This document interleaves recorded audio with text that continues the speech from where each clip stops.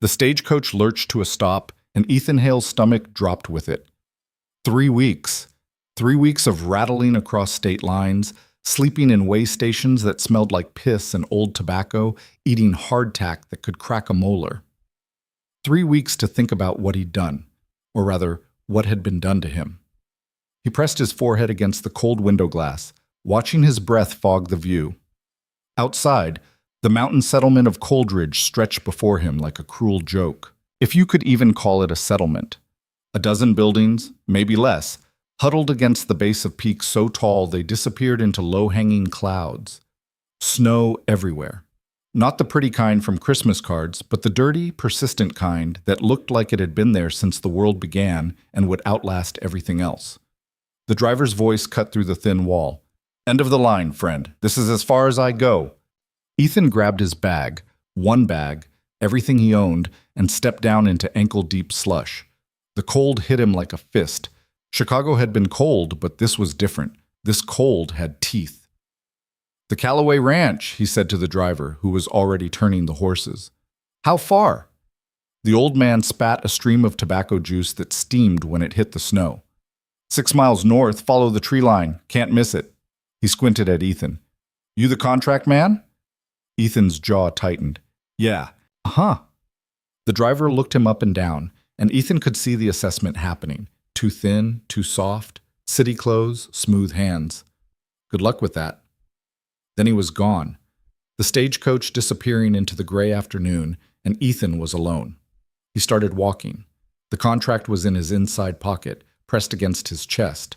He'd read it so many times he had it memorized. Marriage contract between Marcus Hale and Rhea Callaway, binding upon arrival, terms negotiable after 1 year of demonstrated capability and mutual consent.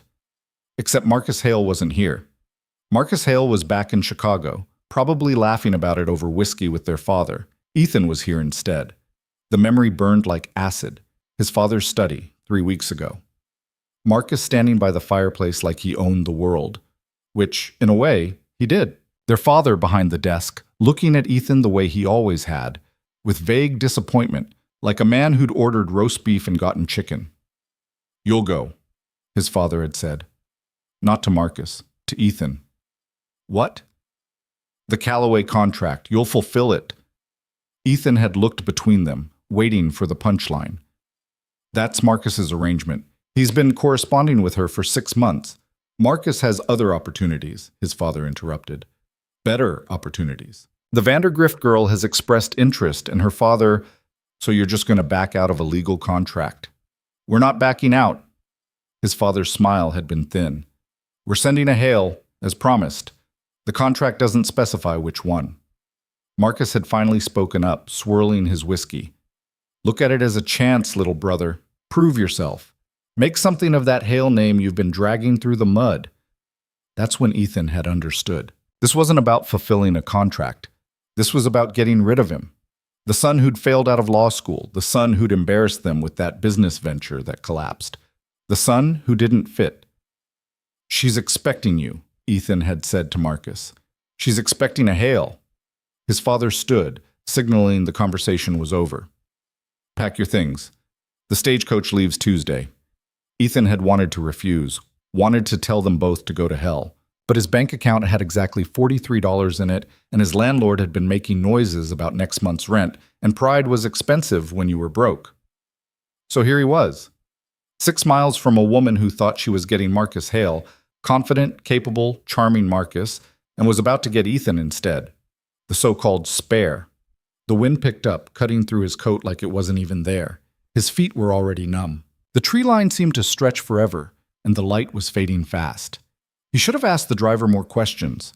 Should have brought warmer clothes. Should have done a lot of things. Story of his life. By the time he saw the ranch, darkness had nearly swallowed the valley.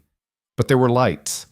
Golden squares of window glow that looked like salvation. The main house was bigger than he'd expected. 2 stories of rough timber and stone, smoke curling from 2 chimneys. Outbuildings scattered around it. Barns, sheds, what might have been a bunkhouse. Corrals empty in the twilight. And people. He could hear voices. Rough laughter from somewhere near the barns. Ethan's legs felt like rubber. His face was so cold it had stopped hurting and gone numb. He forced himself to walk the last 100 yards to the main house, climbed the 3 steps to the porch, and knocked. Silence. Then footsteps. The door swung open, and Ethan found himself looking at a woman who was absolutely nothing like the photograph. The photograph Marcus had shown him, crowing about his mountain bride, had been soft-focused, carefully posed. A woman in her Sunday best, hair done up, gentle smile. The woman in front of him had her dark hair pulled back in a severe braid, strands escaping around a face that was all sharp angles and harder eyes. She wore men's trousers, a heavy wool shirt, and an expression that could have frozen the whiskey in a glass. "You're late," she said. Her voice was low, rough-edged. "Contract said you'd be here by the 15th. It's the 18th. The roads were—" "I don't care about the roads." She looked past him, frowning. "Where's your gear?" "This is it." He held up his single bag. Her eyes narrowed. Then she looked at him, really looked, and something changed in her face. Not recognition, exactly, more like the slow dawning of a very bad realization. "You're not him," she said flatly. Ethan's stomach dropped. "I'm Ethan Hale. The contract says Marcus Hale by—" She crossed her arms. "I've been writing to Marcus Hale for 6 months. He sent a photograph. You're not him." "No," Ethan admitted. "I'm his brother." The silence stretched out like a frozen lake, and Ethan waited for it to crack beneath him. Rhea Calloway stared at him for a long moment. Then she turned her head and shouted into the house, "Dad!" Heavy footsteps. An older man appeared behind her, broad-shouldered, gray-bearded, eyes sharp as winter steel. He looked at Ethan, and his jaw tightened. "This is the contract man?" he asked his daughter. "This is a Hale," Rhea said. "Wrong one." The old man, her father obviously, stepped onto the porch. He was a head taller than Ethan and probably 50 pounds heavier, all of it solid. "Explain." So Ethan explained, or tried to. The words came out wrong, defensive when he meant to be straightforward, apologetic when he meant to be confident. He watched their faces as he talked, saw the disgust settle in like sediment. When he finished, Rhea's father spat over the porch rail. "So they sent the spare," he said, "the one they didn't want." "I can work," Ethan said quickly. "I can learn. The contract is still valid." "The contract was for a partner," Rhea cut in. "Someone who could pull his weight on this mountain. Someone I could depend on." She looked him up and down, and Ethan felt every soft edge, every city-bred weakness exposed under that gaze. "You look like you've never done a day's labor in your life." "I haven't," Ethan admitted, because lying seemed pointless. "But I can learn." "Learn?" She laughed, but there was no humor in it. "You think this is a schoolhouse? This is a working ranch. Winter's coming hard. We've got stock to move, timber to haul, 100 things that need doing before the first real snow hits. I need hands that know what they're doing, not some city boy who needs training. I'm not asking for special treatment. Good, because you won't get any." She turned to her father. "What do you think?" The old man studied Ethan like he was a horse with bad legs at auction. "Contract signed, legal binding. If we turn him away, the Hales could claim breach." "Let them claim it. We'll fight it." "Lawyers cost money. We can't afford that fight right now, Rhea, and you know it." Rhea's jaw worked. She looked at Ethan again, and there was something in her eyes that was worse than anger. Calculation, cold arithmetic. He was a problem to be solved, not a person to be considered. "Fine," she said finally. "He can stay. But I'm not pretending this is what I contracted for." She stepped closer, and Ethan had to fight the urge to step back. "You want to be here? You work. You pull your weight. You do what you're told when you're told. And if you can't keep up, if you slow us down or cost us time or money, you're gone. Contract or no contract. Understood?" Ethan met her eyes. They were brown, he noticed. Dark brown, almost black in this light, hard as the mountain itself.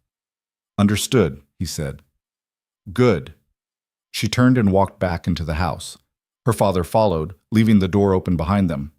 An invitation, Ethan supposed, or maybe they just didn't care enough to close it. He picked up his bag and stepped inside. "What?" The bunkhouse was a long, low building that smelled like wood smoke, old sweat, and tobacco. 8 beds lined the walls, 4 to a side. Only 3 were occupied when Ethan entered behind Rhea. The men looked up from their various activities, one mending a harness, another cleaning a rifle, the third just lying on his bed staring at the ceiling. They were all older than Ethan, all harder, all looking at him with expressions ranging from curiosity to outright hostility. "This is the new hand," Rhea announced. No explanation, no introduction. "He'll take the empty bunk by the door. Show him the routine tomorrow morning, 5 a.m. 5 a.m., one of them repeated, grinning. "He know what 5 a.m. looks like up here?" "He'll learn." She turned to leave, then paused. "And make sure he gets proper gear. What he's wearing won't last a week." Then she was gone, the door closing behind her with a finality that felt like a verdict. The 3 men stared at Ethan. He stared back, trying to look more confident than he felt. The one with the rifle spoke first. He was lean, weathered, probably in his 40s. "Contract man, huh?" "Yeah." "She know you were coming?" "She knew a hail was coming, just not which one." That got a laugh from the man on the bed, younger, maybe 30, with a scar that bisected his left eyebrow. "Oh, that's rich. They sent a substitute." He sat up. "What's your name, substitute?"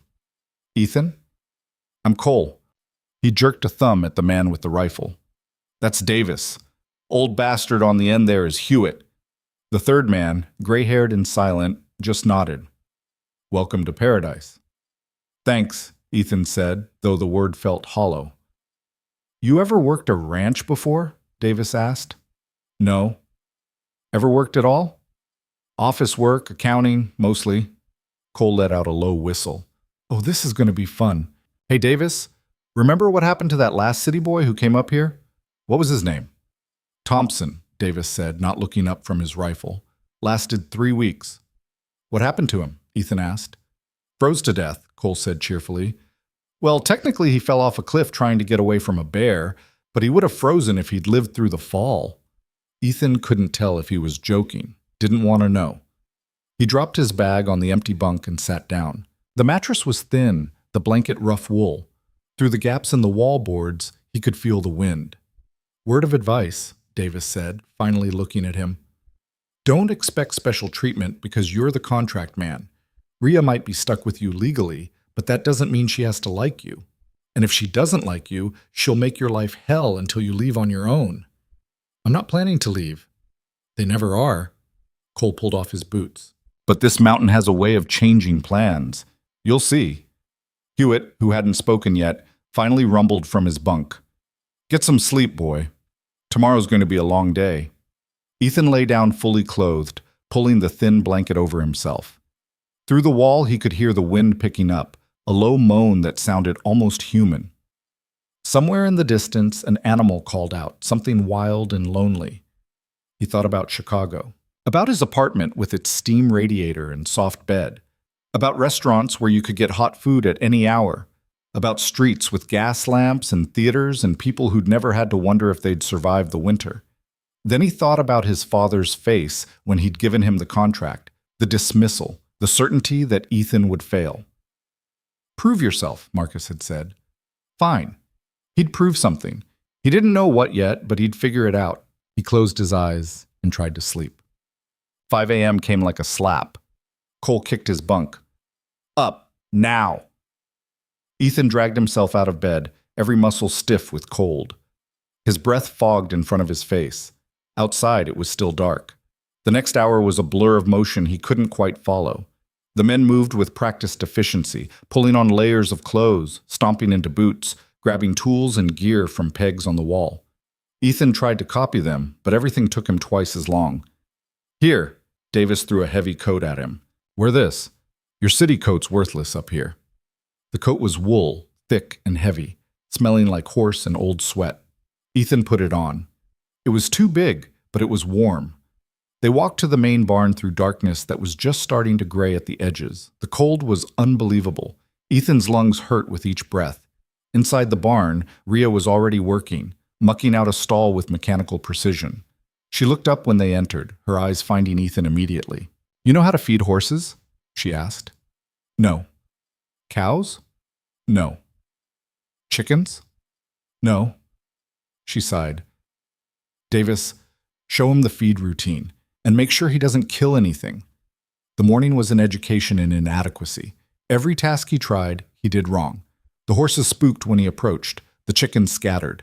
He couldn't lift the feed bags without staggering. He dropped tools, slipped in the mud, and generally made a spectacle of his own incompetence. The other men watched with varying degrees of amusement.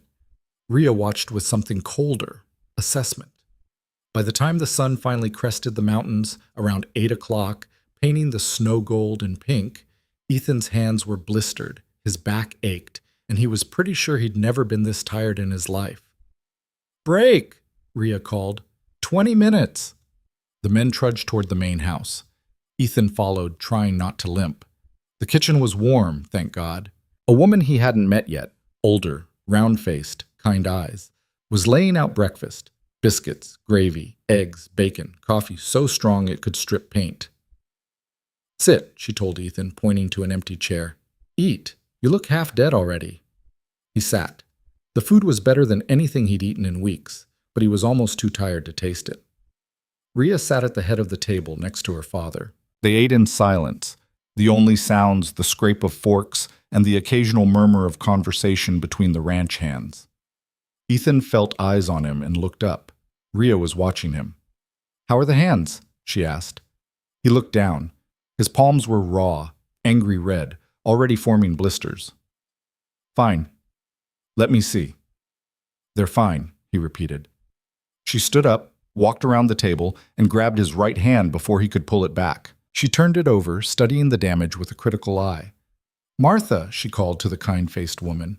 "Bandages and salve?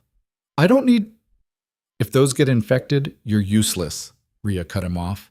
"And I can't afford useless." Martha brought the supplies, and Rhea wrapped his hands herself. Her touch was neither gentle nor rough, just efficient. Medical. When she finished, she stepped back. "You'll work through it," she said. "The blisters will turn to calluses if you last that long." "I'll last," Ethan said. Something flickered in her eyes. Not respect? Not quite. But maybe recognition that he'd at least shown up swinging. "We'll see," she said. The days blurred together into a rhythm of pain and exhaustion. Up at 5. Feed the animals. Muck the stalls. Haul firewood. Mend fences. Move the cattle to different pastures. Repair the barn roof. Split more wood. Check the trap lines. Fix the water pump. Every task was harder than it looked. Every task showed him exactly how soft he'd become in the city. But he kept showing up. Kept trying. Kept failing, yes, but failing forward. The other men's amusement slowly shifted to something else. Not respect. Not yet. But a kind of grudging acknowledgement. He wasn't good, but he didn't quit. That counted for something. Rhea, though. Rhea was harder to read. She never praised him, never cut him slack, but she stopped watching him quite so closely, stopped checking every task he completed. That felt like progress. 2 weeks in, the first real snow hit. Ethan woke to a world transformed. Snow had buried everything, the corrals, the paths, the lower fences. It was still falling, thick and heavy, reducing visibility to maybe 20 feet. "Storm will last 2 days, Davis predicted over breakfast. "Maybe 3. We need to get the cattle down from the upper pasture before it gets worse." Rhea nodded. "Cole, you and Hewitt take the north trail. Davis, you're with me on the east. We'll push them down to the lower valley." "What about him?" Cole jerked his chin at Ethan. Rhea looked at him, considering. "He'll come with us. Time he learned the mountain." An hour later, Ethan was on a horse for the first time in his life. "Just hold on," Davis had told him, handing him the reins of a stolid brown mare. "She knows the trail, don't fight her." The mare did know the trail. Unfortunately, the trail involved climbing steep, narrow paths with sheer drops on one side and the mountain wall on the other, through snow, in near whiteout conditions. Ethan gripped the saddle horn like it was the only thing keeping him alive, which it probably was, and tried not to look down. Rhea rode ahead, moving through the storm like she'd been born to it. She never checked if Ethan was keeping up, never slowed her pace. Davis rode behind him, occasionally calling out directions. "Lean left here. Let her pick her way. Don't pull the reins." They climbed for what felt like hours. The wind was a living thing, shoving at them, trying to push them off the mountain. The cold was beyond anything Ethan had experienced. His face felt like leather. His fingers were numb despite the gloves. And then, finally, they found the cattle. 20 head, huddled in a small valley, already half buried in snow. They looked miserable and stubborn in equal measure. "We pushed them down," Rhea said, her voice barely audible over the wind. "Stay on the left flank. Keep them moving. If one breaks off, let it go. We can't afford to chase strays in this." What followed was chaos. The cattle didn't want to move. They bellowed and balked and tried to turn back. The horses slipped on hidden ice. The snow got heavier. Ethan lost track of which direction was which, just followed Rhea's horse, and tried not to fall off his own. Somewhere in the middle of it, one of the cows panicked and charged. Ethan's horse shied hard to the left. He felt himself slipping, grabbed for the saddle horn, missed. Strong hands grabbed his coat, hauling him back upright. Davis. He'd ridden up alongside, one hand on Ethan's coat, the other on his own reins. "Stay centered," he shouted over the wind. "Don't lean." Ethan nodded, heart hammering. They pushed on. By the time they got the cattle to the lower valley, it was nearly dark. The storm showed no signs of letting up. Ethan could barely feel his legs when he dismounted, stumbling in the snow. "Get inside," Rhea ordered, already leading her horse toward the barn. "Get warm. I'll handle the horses." "I can help. You can barely stand. Get inside before you freeze." It wasn't kindness. It was practicality. But Ethan took it. In the bunkhouse, he peeled off his frozen layers with hands that barely worked. Cole was already there, building up the fire in the small stove. "You made it," he said, almost surprised. "Good. Thought we might lose you up there." "Nearly did," Ethan admitted. "But you didn't." Cole fed another log into the stove. "That counts." Ethan collapsed onto his bunk, every muscle screaming. Through the wall, he could hear the wind still howling. The storm would last 2 more days, Davis had said. 2 more days of this. He closed his eyes. When he opened them again, it was dark, and someone was shaking his shoulder. "Ethan," Rhea's voice. "Wake up." He sat up, groggy. The bunkhouse was empty except for the 2 of them. "What's wrong?" "Nothing's wrong. Come with me." She led him through the snow, still falling, but lighter now, to the main house. Inside, the kitchen was warm and bright. Martha had laid out food, stew, bread, coffee. "Sit," Rhea said. He sat. She poured coffee for both of them, then sat across from him. For a long moment, she just looked at him. "You did good today," she said finally. Ethan blinked. "I almost fell off my horse." "But you didn't, and you got back on, and you kept going." She wrapped her hands around her coffee mug. "I expected you to quit by now." "Is that what you want? For me to quit?" "What I want," she said slowly, "is a partner. Someone I can trust to handle this ranch when I can't be everywhere at once. Someone who knows the mountain, knows the work, knows what they're doing." "I'm not that person," Ethan said. "Not yet." "No," she agreed. "You're not." "But I could be. You let me learn." She studied him over the rim of her mug. "You really think you can do this? This life?" "I don't know," Ethan admitted, "but I don't have anywhere else to go. So I might as well figure it out here." Something shifted in her expression. Not warmth exactly, but maybe the first crack in the ice. "Eat your stew," she said. "Storm's got 2 more days in it. You'll need your strength." They ate in silence, but it was a different kind of silence than before, less hostile, more waiting, like they were both waiting to see what happened next. Outside, the wind howled, the mountain tested, the snow fell, and inside, by the fire, something that might have been the beginning of understanding passed between 2 people who'd both been sent to this hard place for different reasons. Neither of them knew it yet, but the mountain was already changing them. It had only just begun. The storm broke on the 3rd day, leaving the world buried under 4 feet of snow. Ethan woke to silence so complete it felt unnatural, and when he stepped outside the bunkhouse, the sunlight off the white expanse nearly blinded him. "Beautiful, isn't it?" Cole stood a few feet away, rolling a cigarette. "Right before it tries to kill you." Ethan pulled his coat tighter. His hands had finally stopped hurting, the blisters hardening into something tougher. "What's the plan today?" Dig out. Check the livestock. Make sure nothing died. Cole lit his cigarette, exhaled smoke into the crystalline air. Fun times.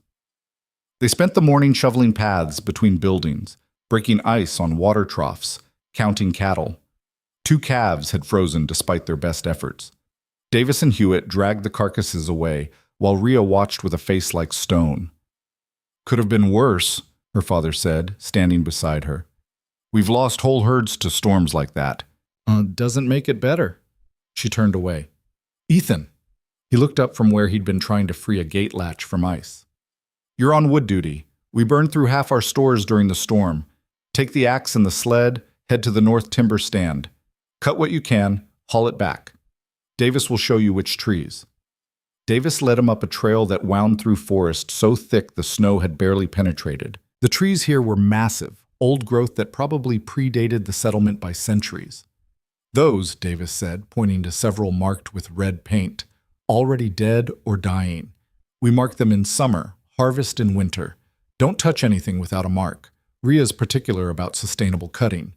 He showed Ethan how to notch the tree, where to make the felling cut, how to read the lean. Then he handed over the axe.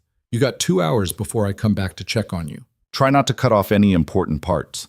Ethan looked at the axe, then at the tree, then back at Davis's retreating form. Hell, he muttered. The first tree took him 45 minutes and nearly killed him twice. The axe was heavier than it looked, and every swing jarred his shoulders. The tree fell the wrong direction and almost crushed the sled.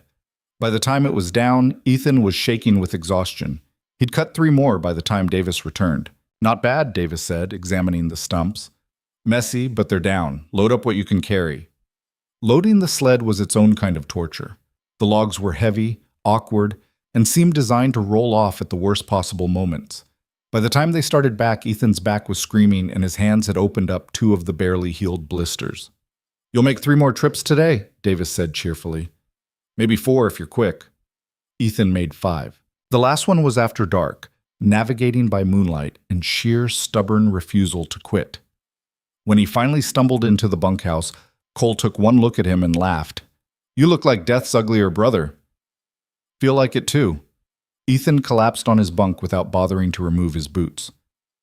Martha saved you dinner. It's in the kitchen. Can't move. Suit yourself, but Rhea doesn't like quitters, and she especially doesn't like people who skip meals. Says it shows weak character. Ethan groaned and forced himself upright. The kitchen was empty except for Rhea, who sat at the table with a ledger and a pencil, her face tight with concentration. She looked up when he entered. Your dinner's on the stove. He found a plate covered with a cloth. Stew, still warm. Bread. He sat down across from her and ate mechanically, too tired to taste much. Davis said you cut 20 trees today. Ethan nodded. That's more than I expected. She made a notation in her ledger. How are your hands? He showed her.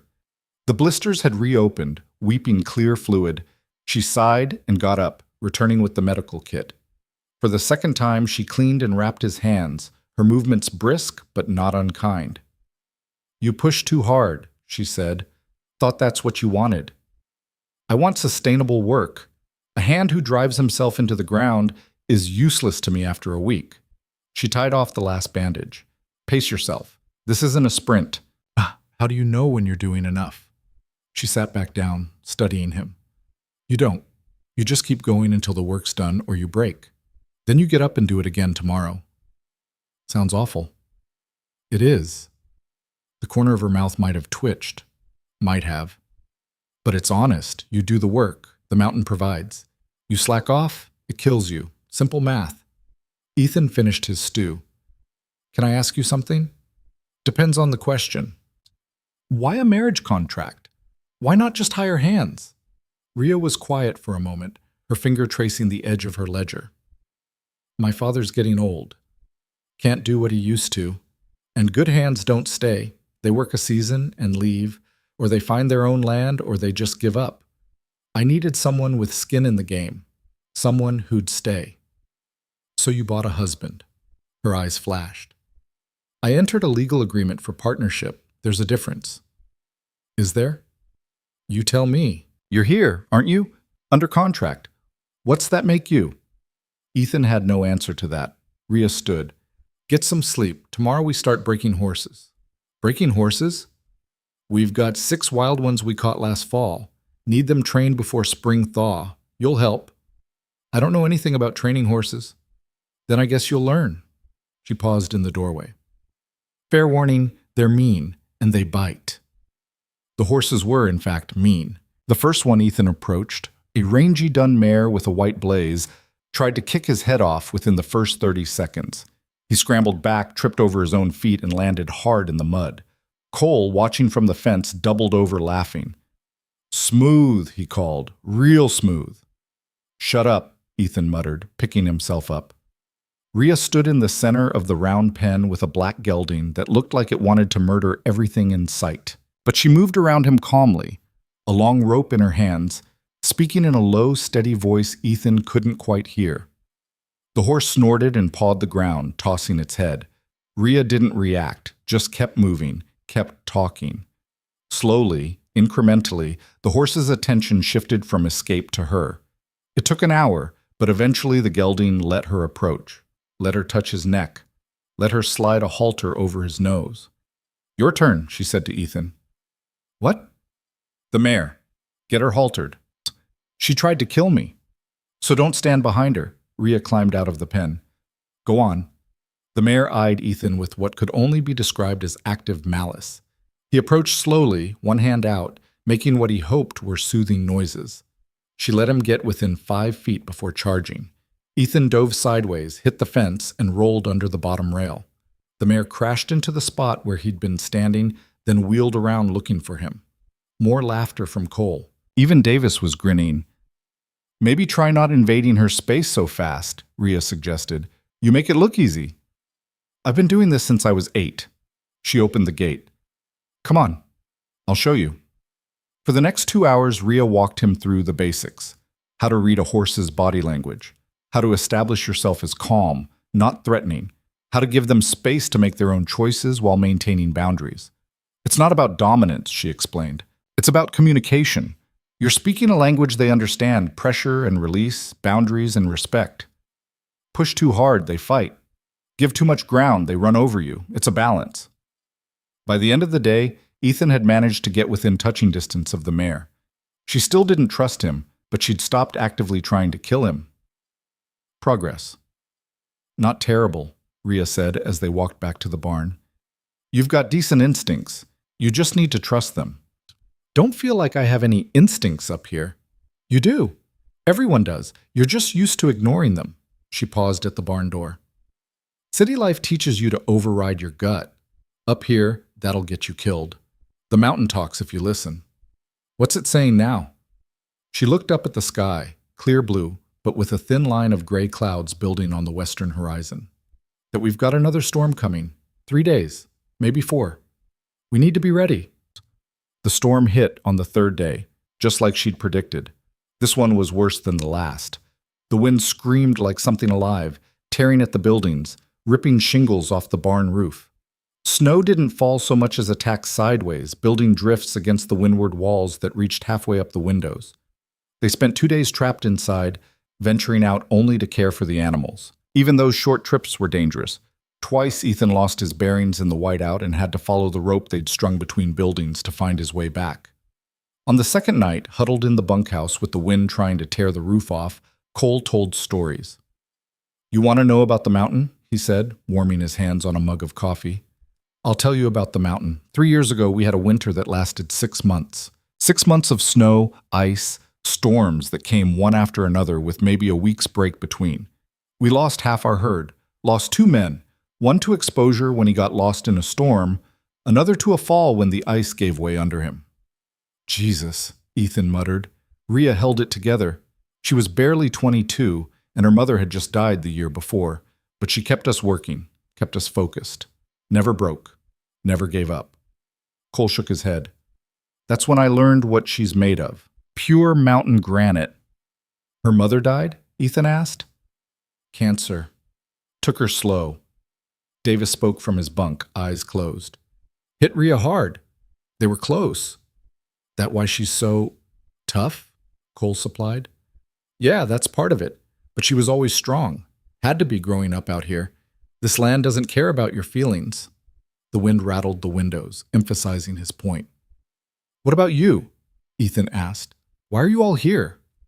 Money, Cole said simply. Ranch pays better than most work in these parts, and Ria's fair. Tough, but fair. I'm here because I got nowhere else to go, Davis added, opening his eyes. Wife left me 5 years back. Kids grew up and moved east. This is home now. Hewitt, who rarely spoke, finally contributed. Some men are meant for the mountain, some aren't. You find out which pretty quick. Which am I? Ethan asked. Don't know yet, Hewitt said. But you're still here, so that's something. When the storm finally cleared, they emerged to a landscape transformed. The snow had buried everything. The corrals were invisible. The paths they'd dug before had vanished. Even some of the fences were completely covered. All right, Ria said, surveying the damage. We dig out. Again. It took 3 days of brutal work to make the ranch functional again. 3 days of shoveling, hauling, breaking ice, digging out buildings. Ethan's back became a constant source of pain, his muscles screaming with every movement, but he noticed something changing. The work was still hard, but it wasn't impossible anymore. His hands knew how to grip the shovel. His body knew how to pace itself. He was still the weakest link, but the gap was closing. And Ria noticed. You're getting stronger, she said one evening as they fed the horses. It wasn't a compliment, just an observation. But coming from her, it felt like one. Still got a long way to go. Yeah, but you're going the right direction. She showed him how to check the horse's hooves for ice balls, how to mix the feed for optimal nutrition in winter, how to read the subtle signs of illness in livestock. Practical knowledge, delivered without ceremony, but Ethan absorbed it like a man dying of thirst. They fell into a rhythm over the following weeks. Work from dawn to dusk. Meals in the warm kitchen with Martha's cooking and rough conversation. Evenings in the bunkhouse where Cole told stories and Davis cleaned his endless collection of tools and Hewitt whittled pieces of wood into shapes that might have been birds or might have been abstract ideas. Ethan learned, not just the work, but the rhythms of the mountain, how to read the weather in the color of the sky at dawn, which wind directions meant storms, which meant clear days, the sounds the forest made when predators were near, the way ice cracked when it was about to give way. He learned about Ria, too, in small increments. She rose before everyone else, always. She did the books for the ranch late at night, her face tight with concentration as she managed money that was clearly tighter than she'd like. She never asked anyone to do something she wouldn't do herself. She was harder on herself than anyone else. And she was lonely. Ethan saw it sometimes, late at night when she thought no one was looking. A kind of isolation that came from being responsible for everything and everyone. From being the one who had to stay strong when everyone else could afford to break. One night, about 6 weeks after his arrival, Ethan found her in the barn long after everyone else had gone to bed. She was sitting in the hayloft, looking out the open door at the stars. Can't sleep? He asked, climbing up. Thinking. She didn't tell him to leave, so he sat down a respectful distance away. About what? Money. We're tighter than I'd like. The storms cost us. Lost cattle, damaged buildings, supplies we had to replace. And spring's coming, which means we need to hire extra hands for calving season and planting, but I don't know if we can afford it. How much do you need? She laughed, but there was no humor in it. More than I have. They sat in silence for a moment, watching the stars wheel overhead. It was a clear night, cold and brittle, the kind where the stars seemed close enough to touch. You know what's funny? Ria said suddenly. I spent 6 months writing to your brother, built up this whole idea of what our partnership would be like. He seemed perfect, experienced, capable, ready to jump into this life. And then you got me instead. Yeah. She glanced at him. The wrong brother. The spare. The one they didn't want. Thanks for the reminder. But here's the thing. She turned to face him fully. Marcus wouldn't have lasted a week up here. I can tell from his letters, all charm and confidence, but no substance. He'd have expected things to be easy, expected to be in charge from day one. Would have fought me on every decision. And I'm better because I'm too incompetent to fight you? You're better because you're willing to learn. Because you don't have anything to prove except to yourself. Because when I tell you to do something, you do it, and you do it right. She paused. Or at least you're getting there. Ethan felt something warm kindle in his chest. Not quite pride, but close. I'm sorry, Rhea said suddenly. For what? For treating you like a mistake. You didn't ask to be sent here any more than I asked to get the wrong groom, but I made it harder than it had to be. You were honest. That's more than most people manage. Still, she stood, brushing hay off her pants. You've earned your place here, Ethan, not because of the contract, but because of the work. Remember that. She climbed down from the loft, leaving Ethan alone with the stars and a feeling he couldn't quite name. The next morning, everything changed. They were in the round pen working with the horses as usual when Hewitt came running from the main house. Rider coming up the valley road, he called. Moving fast. Rhea's face went tight. We expecting anyone? No? They all moved to the front of the property, watching as a single horseman approached. Well-dressed, riding a good horse, clearly not a local. The rider pulled up in front of the main house and dismounted. He was young, maybe 30, with the kind of face that had never known real hardship. When he smiled, it was all teeth and no warmth.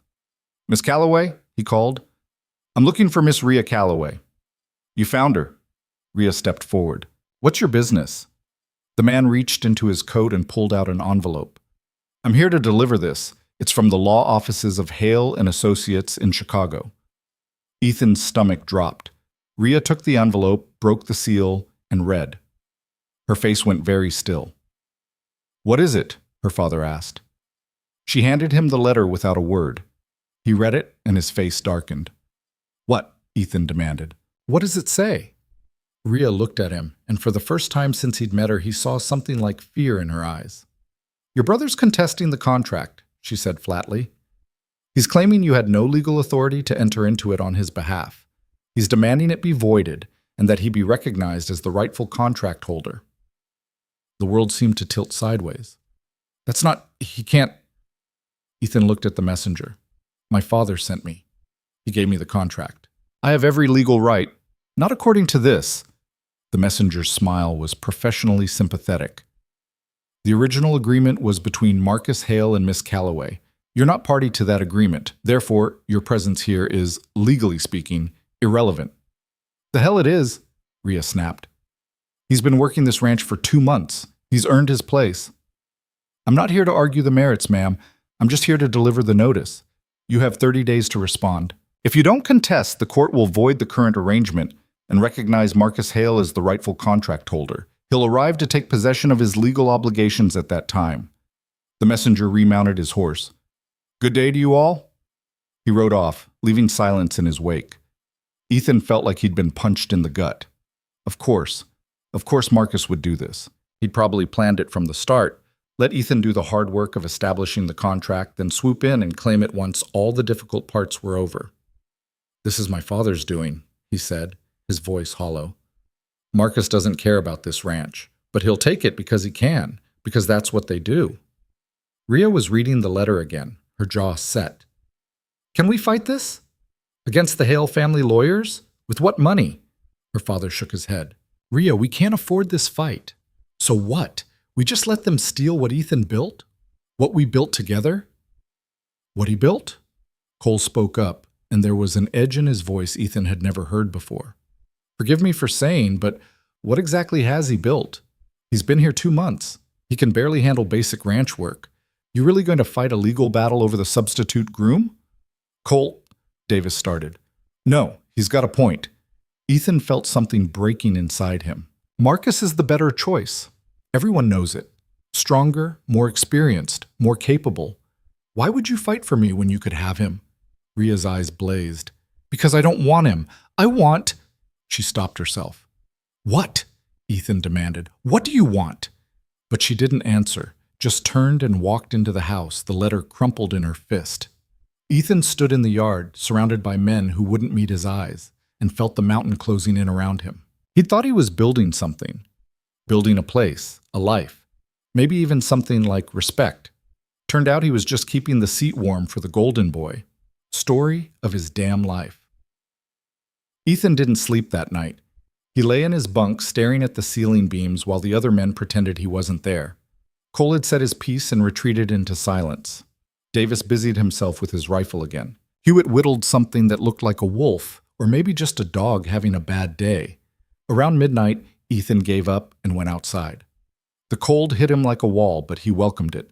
Anything was better than lying there thinking about how spectacularly his life had just collapsed. Again. He walked without direction, boots crunching through the crusted snow, until he found himself at the round pen where they'd been working the horses. The dun mare stood in the corner, her breath fogging in the moonlight. When she saw him, her ears flicked forward. Ethan climbed the fence and sat on the top rail.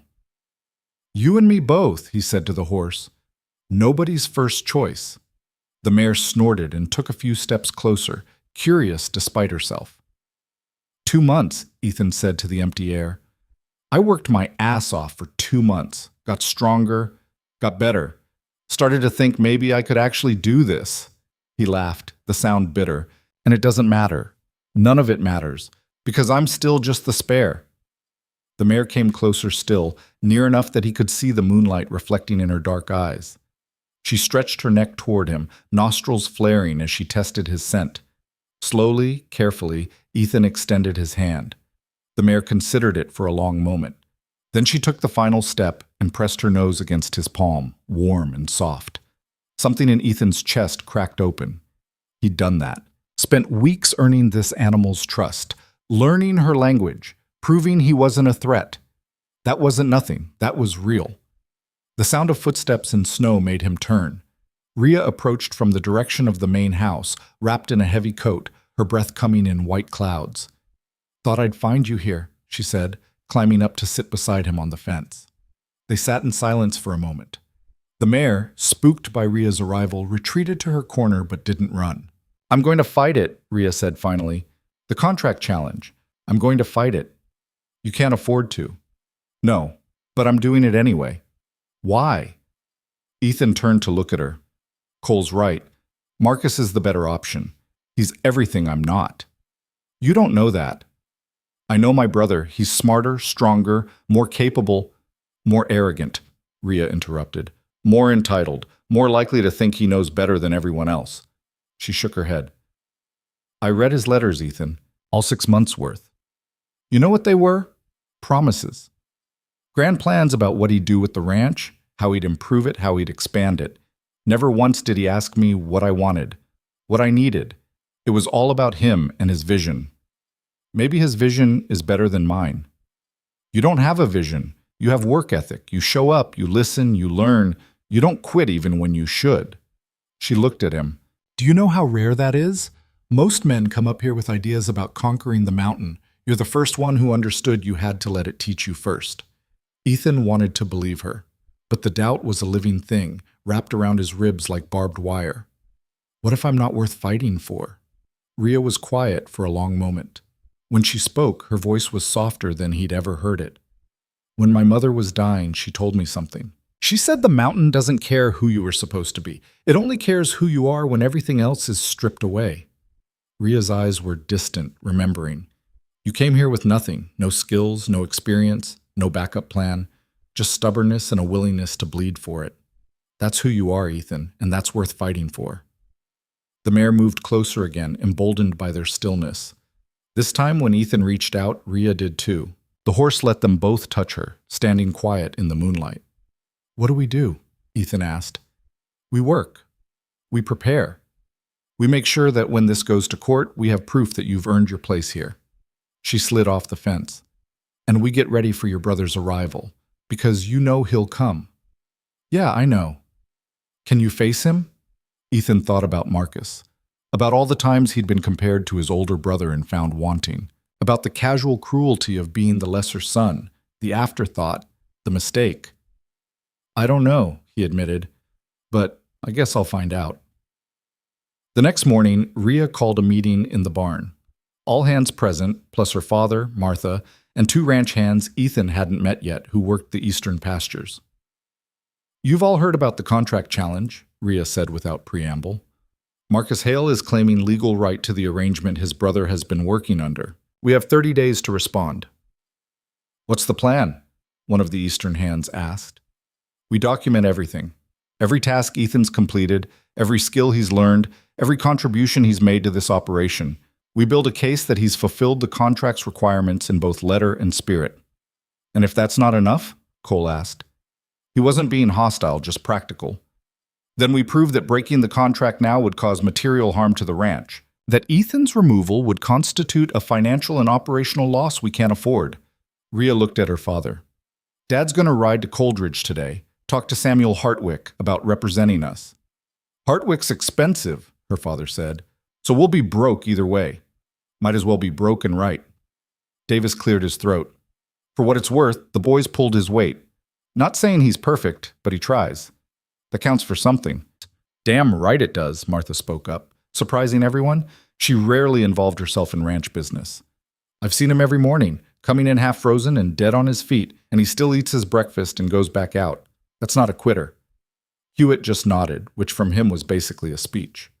Cole crossed his arms, looking uncomfortable. "Look, I shot my mouth off yesterday. Maybe that was out of line. But I stand by the question. Are we really going to war over this?"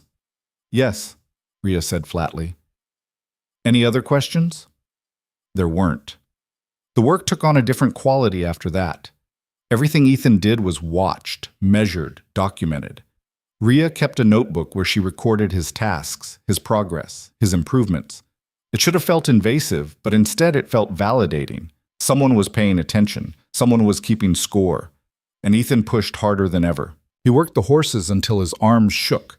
He hauled timber until his back screamed. He learned to shoe horses, mend harnesses, calculate feed ratios, predict weather patterns. Every skill he mastered was another piece of armor against the coming fight. 2 weeks after the messenger's visit, they got word that Samuel Hartwick would take the case. The fee was staggering, more than the ranch made in a good quarter, but he seemed to think they had a legitimate argument. "The contract doesn't specify which Hale brother," Hartwick explained when he rode out to meet with them. He was a small man with sharp eyes and the kind of mind that could find loopholes in solid steel.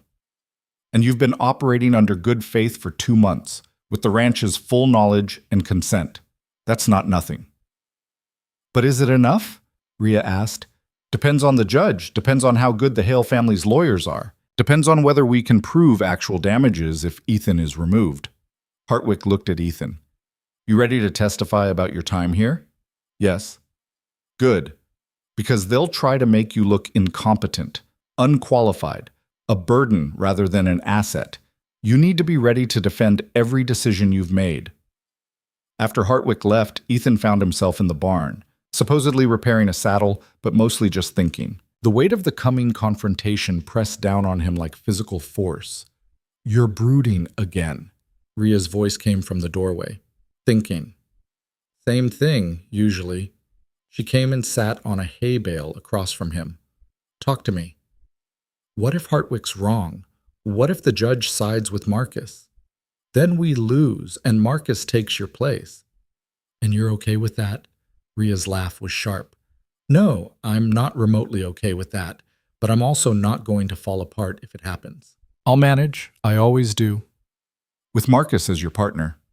With Marcus as my legal obligation. There's a difference." She leaned forward, elbows on her knees. "But I'm not planning to lose.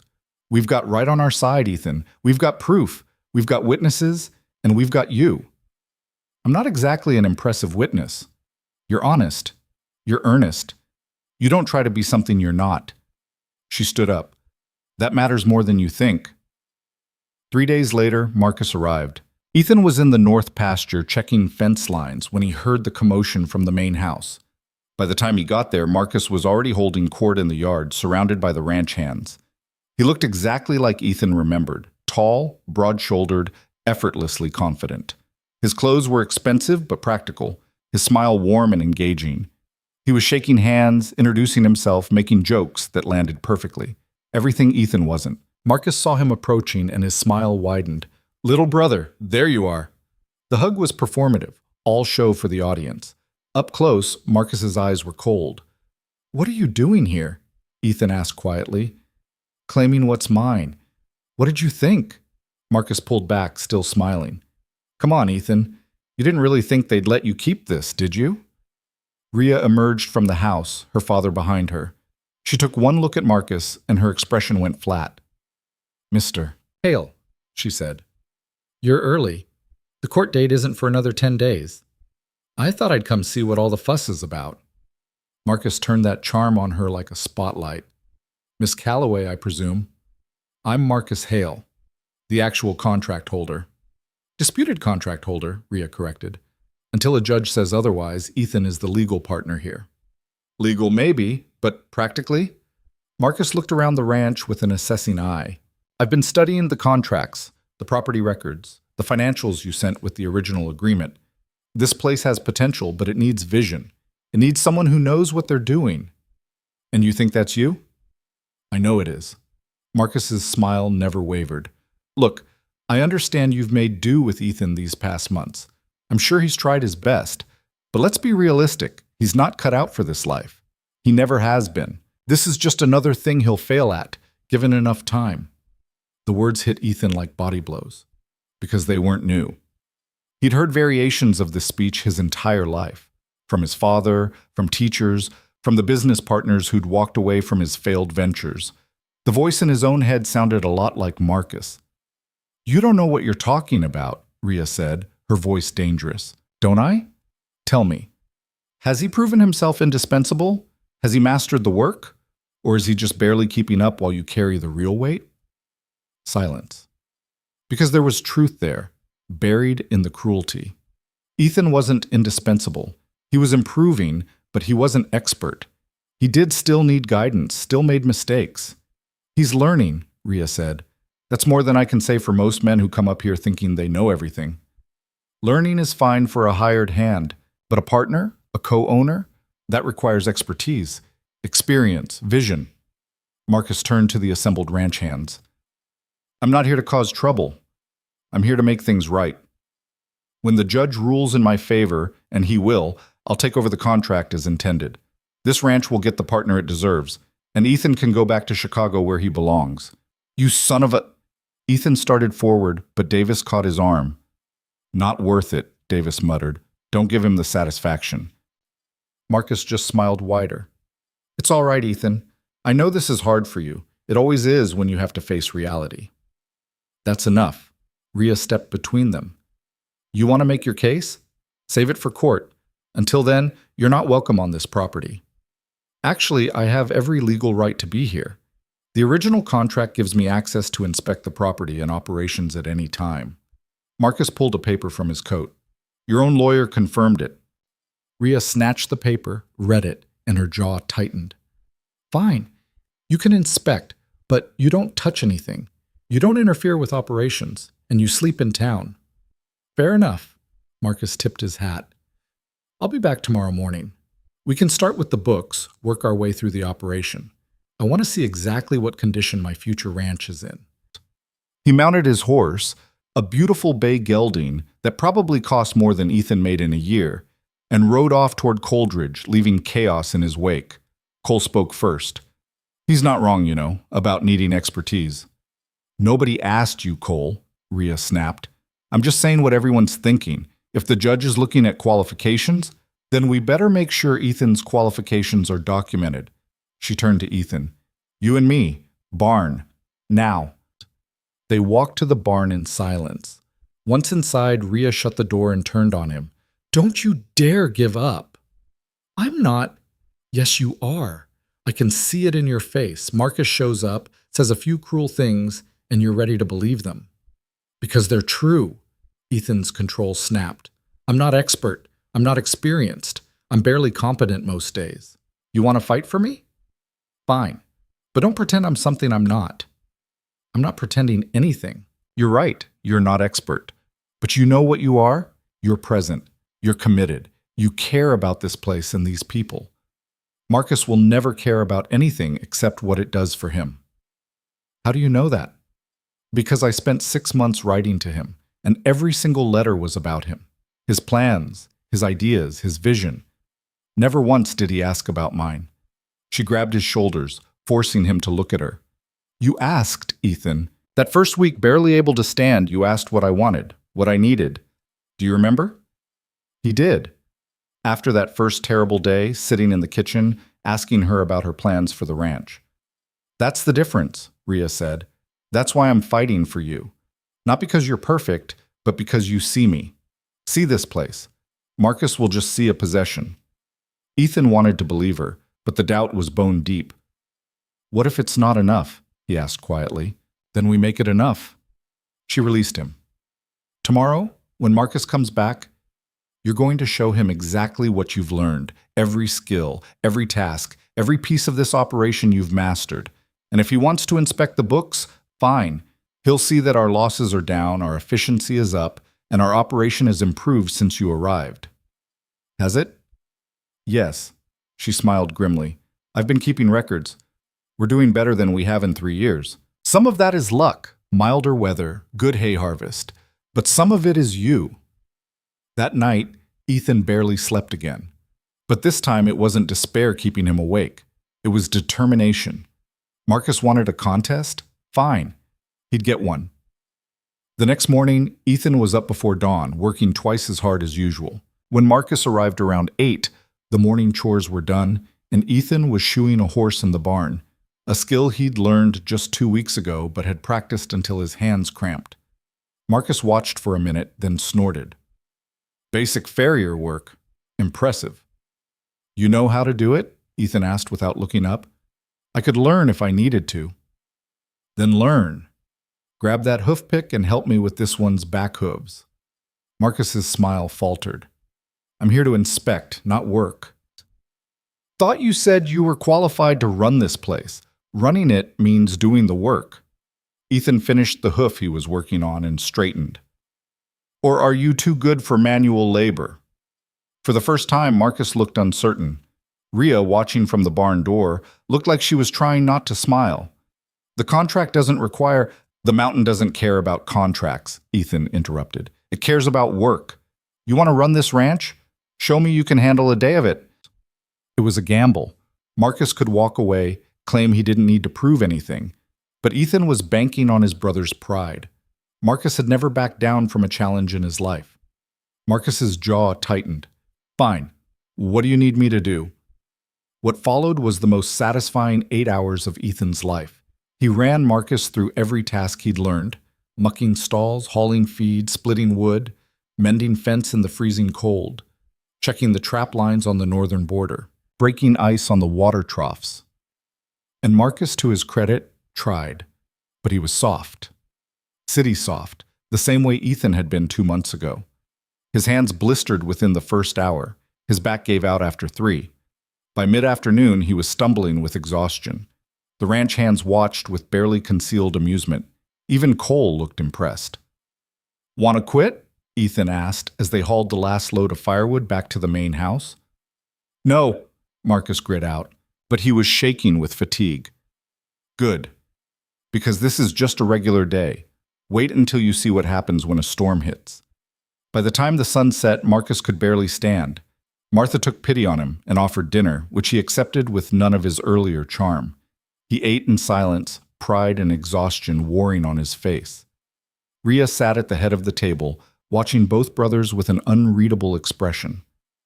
So, she said finally, still think you're the better qualified partner? Marcus set down his fork. 1 day of manual labor doesn't prove anything. No, but 2 months of it does. Rhea stood.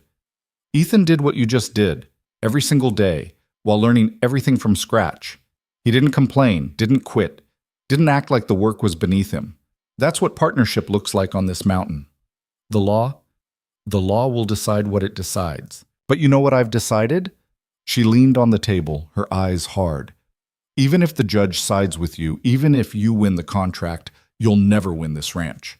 The mountain will break you inside a month, and I'll be here to watch it happen. Marcus pushed back from the table. We'll see what the judge says. He left, limping slightly, and Ethan felt something he hadn't felt in a long time when it came to his brother. Victory. That was satisfying, Cole said with a grin. Can we make him do it again tomorrow? Even Rhea laughed at that. But the satisfaction was short-lived. 3 days later, they received word that the hearing had been moved up. 5 days from now, a judge would decide who held the legal right to the contract. 5 days to prove Ethan belonged. 5 days to fight for everything he'd built. The mountain had tested him. Now the law would have its turn, The courthouse in Millerton was a two-story stone building that looked like it had been there since before anyone could remember.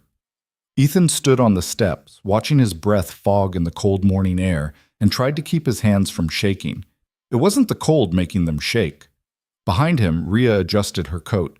She'd dressed carefully for this, a proper dress instead of her usual work clothes. Her hair pulled back neatly, but her face was still all hard angles and determination. Her father stood beside her, looking uncomfortable in a suit that had probably last seen daylight at a funeral. Samuel Hartwick climbed the steps with a leather case under his arm. "Everyone ready?" "As we'll ever be," Rhea said. Inside, the courtroom was smaller than Ethan expected.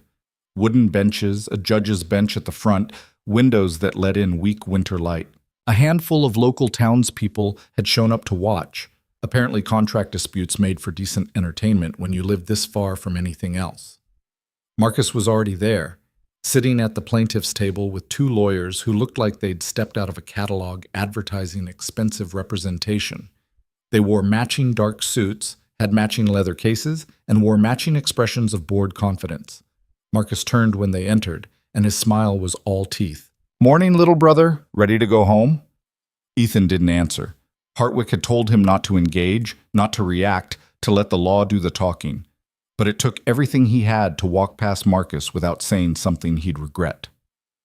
They took their seats at the defendant's table. Hartwick laid out his papers with methodical precision while Rhea's father sat rigid and tense. Rhea reached over and squeezed Ethan's hand once, quick and hard, then let go. "All rise."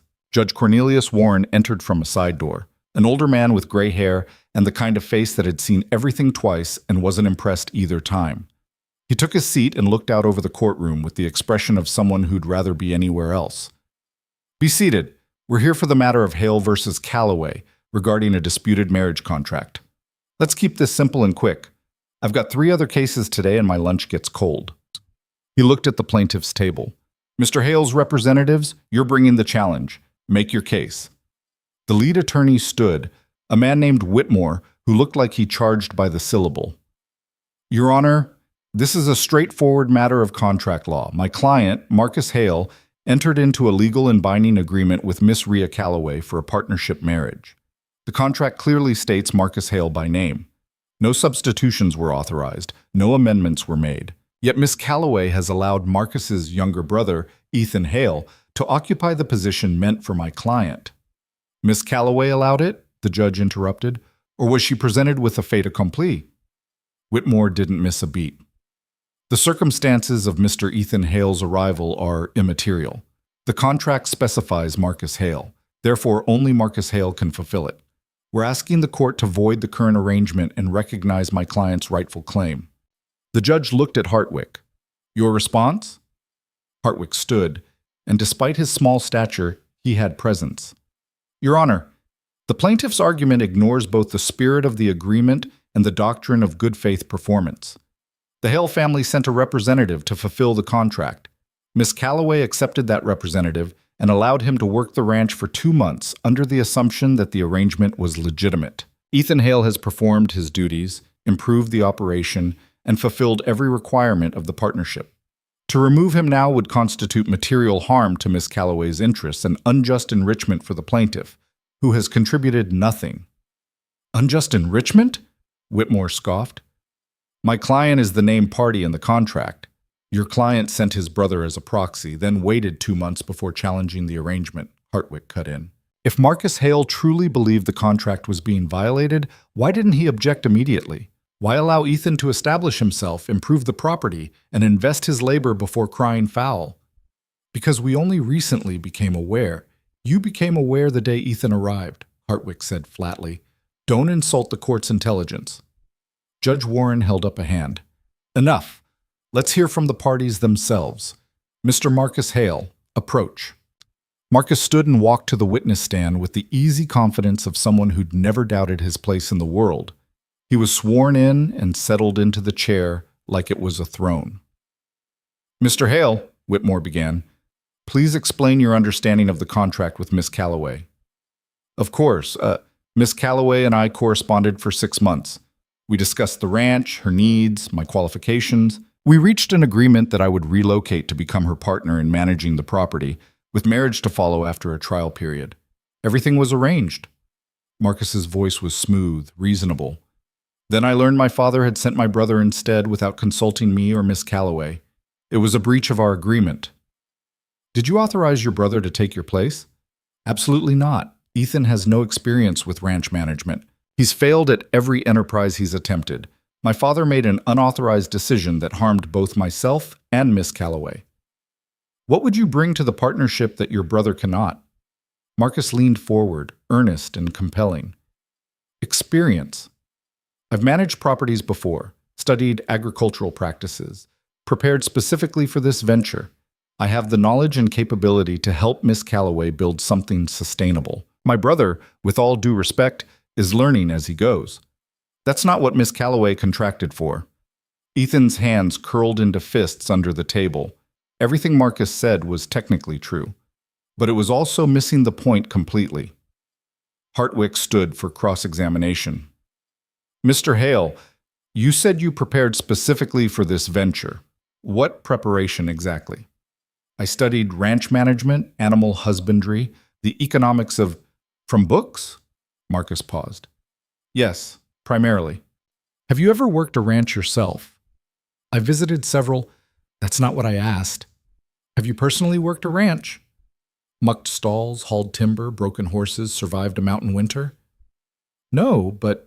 So your experience is theoretical, academic. Hartwick paced slowly. Tell me, Mr. Hale, when did you decide to challenge your brother's position? When I learned he'd taken my place, you learned that the day he left Chicago. Your father told you, correct? Marcus shifted. Yes. And yet you waited 2 months before taking action. Why? I was consulting with legal counsel. For 2 months? Or were you waiting to see if your brother would fail, letting him do the hard work of establishing the contract so you could step in once the difficult part was over? That's not... You showed up at the ranch 3 days ago and tried to do 1 day of the work your brother's been doing for 2 months. How did that go? Marcus's jaw tightened. Manual labor isn't the measure of qualification. On a working ranch? I'd argue it's the primary measure. Hartwick turned to the judge. No further questions. Miss Calloway, the judge said, your turn. Rhea approached the stand with the same steady determination she brought to everything. She was sworn in and sat with her back straight, her hands folded in her lap. Hartwick's co-counsel, a younger lawyer named Pierce, handled her questioning. Miss Calloway, when Ethan Hale arrived instead of Marcus, what was your reaction?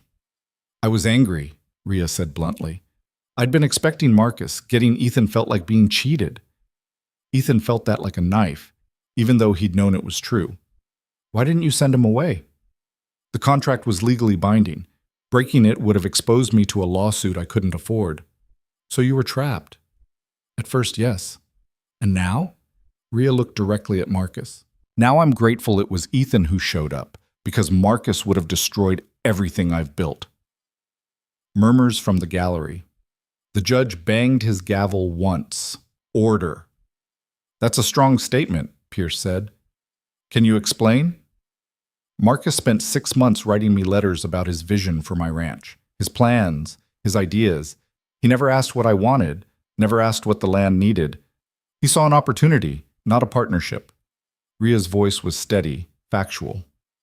Ethan asked.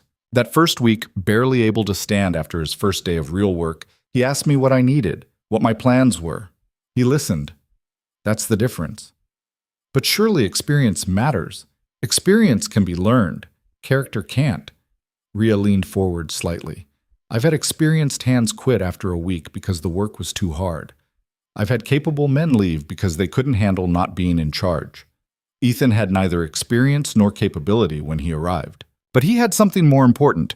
He had the willingness to earn his place instead of demanding it. Pierce smiled. Thank you, Miss Calloway. Whitmore stood for cross-examination, and his smile was sharp.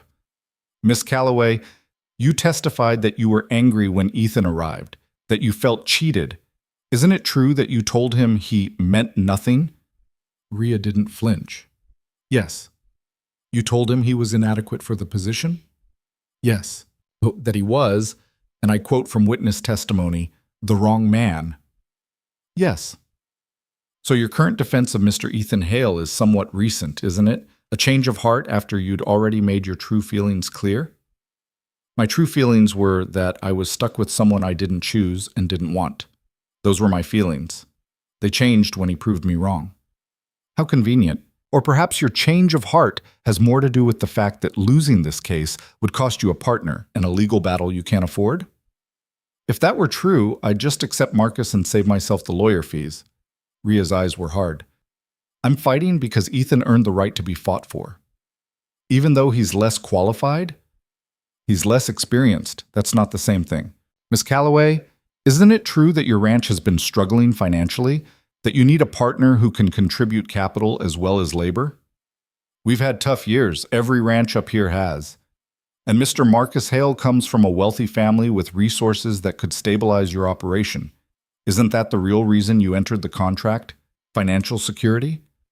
I entered the contract because I needed a capable partner. Money's worthless if the person bringing it is incompetent. But you just admitted you can't afford this legal fight. Doesn't that suggest you'd be better off accepting my client's more generous offer? Ria smiled, and it wasn't friendly. I'd rather go broke fighting for the right partner than get rich with the wrong one. The courtroom buzzed with that. Even the judge looked faintly amused. No further questions, Whitmore said, sitting down with a tight expression. Mr. Ethan Hale, the judge said, let's hear from you. Ethan's legs felt like water as he walked to the stand. The oath was administered, and he sat down in the chair still warm from Ria. Every eye in the courtroom was on him. Marcus watched with that superior smile. The lawyers looked ready to tear him apart.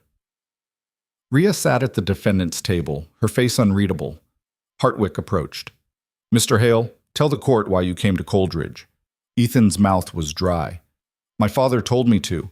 Said I was fulfilling the contract in Marcus's place. Did you know this would cause a dispute? I didn't think past surviving the first week, honestly. Quiet laughter from the gallery. Even the judge's mouth twitched. What did you know about ranch work when you arrived? Nothing. I'd never been on a ranch, never worked with livestock, barely knew which end of an axe to hold. So why stay? Why not leave when it became clear how difficult it would be? Ethan looked at his hands, calloused now, scarred, strong in a way they'd never been before. Because I didn't have anywhere else to go. My father wanted me gone. Marcus didn't want me around. I had $43 and no prospects. So I figured if I was going to fail, I might as well fail trying something hard instead of easy. And did you fail? Every day, Ethan said honestly. For the first month, I failed at everything. Couldn't keep up with the other hands, couldn't do the work right, couldn't understand half of what I was supposed to do. But I kept showing up, kept trying. Eventually, failing less became the same as succeeding more. What changed? I did.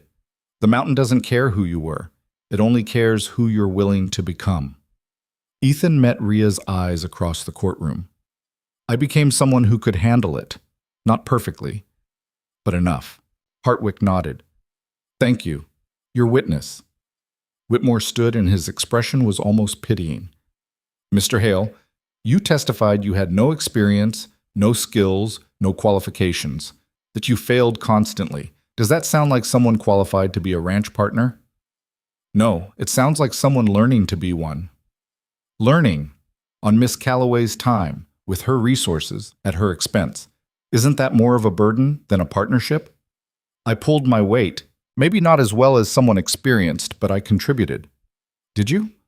Let's talk specifics. How many cattle did you lose this winter? Ethan's stomach dropped. 2 calves. And last winter, before you arrived, how many did Miss Calloway lose? I don't know. 1. According to ranch records, she lost 1 calf last winter. This year, with you as her partner, she lost 2. That's a 100% increase in losses. The storms were worse this year. Or the management was worse. How much timber did you harvest this winter compared to last? I don't have those numbers. 12% less, according to Miss Calloway's logs. How many horses did you successfully break and sell? Ethan felt the trap closing. We haven't sold any yet. They're still in training. So 0. Whereas last year, Miss Calloway broke and sold 6 horses by this point in the season. Whitmore paced slowly. Every metric suggests the ranch is performing worse with you than without you. How is that partnership? The metrics don't show everything. What do they show then? That you're adequate? That you're learning? Miss Calloway doesn't need an apprentice. She needs a partner. My client is offering expertise, capital, and capability. You're offering good intentions and hard work. Which do you think is more valuable? Ethan wanted to argue, but the numbers were damning. He hadn't thought about it in terms of metrics, of productivity, of measurable outcomes. He'd just been trying to survive. I'm offering commitment, he said finally. Marcus will leave the first time things get hard. I won't. That's speculation. It's pattern. I know my brother. He's never stuck with anything that wasn't easy or profitable. The ranch will be neither. And you're different? You, who failed out of law school, who ran a business into the ground, who has a documented history of quitting when things get difficult. The words hit like hammers. Every failure, every mistake, every time he'd given up laid out for the courtroom to see. I did fail, Ethan said quietly. I did quit. Multiple times. But I'm not quitting this.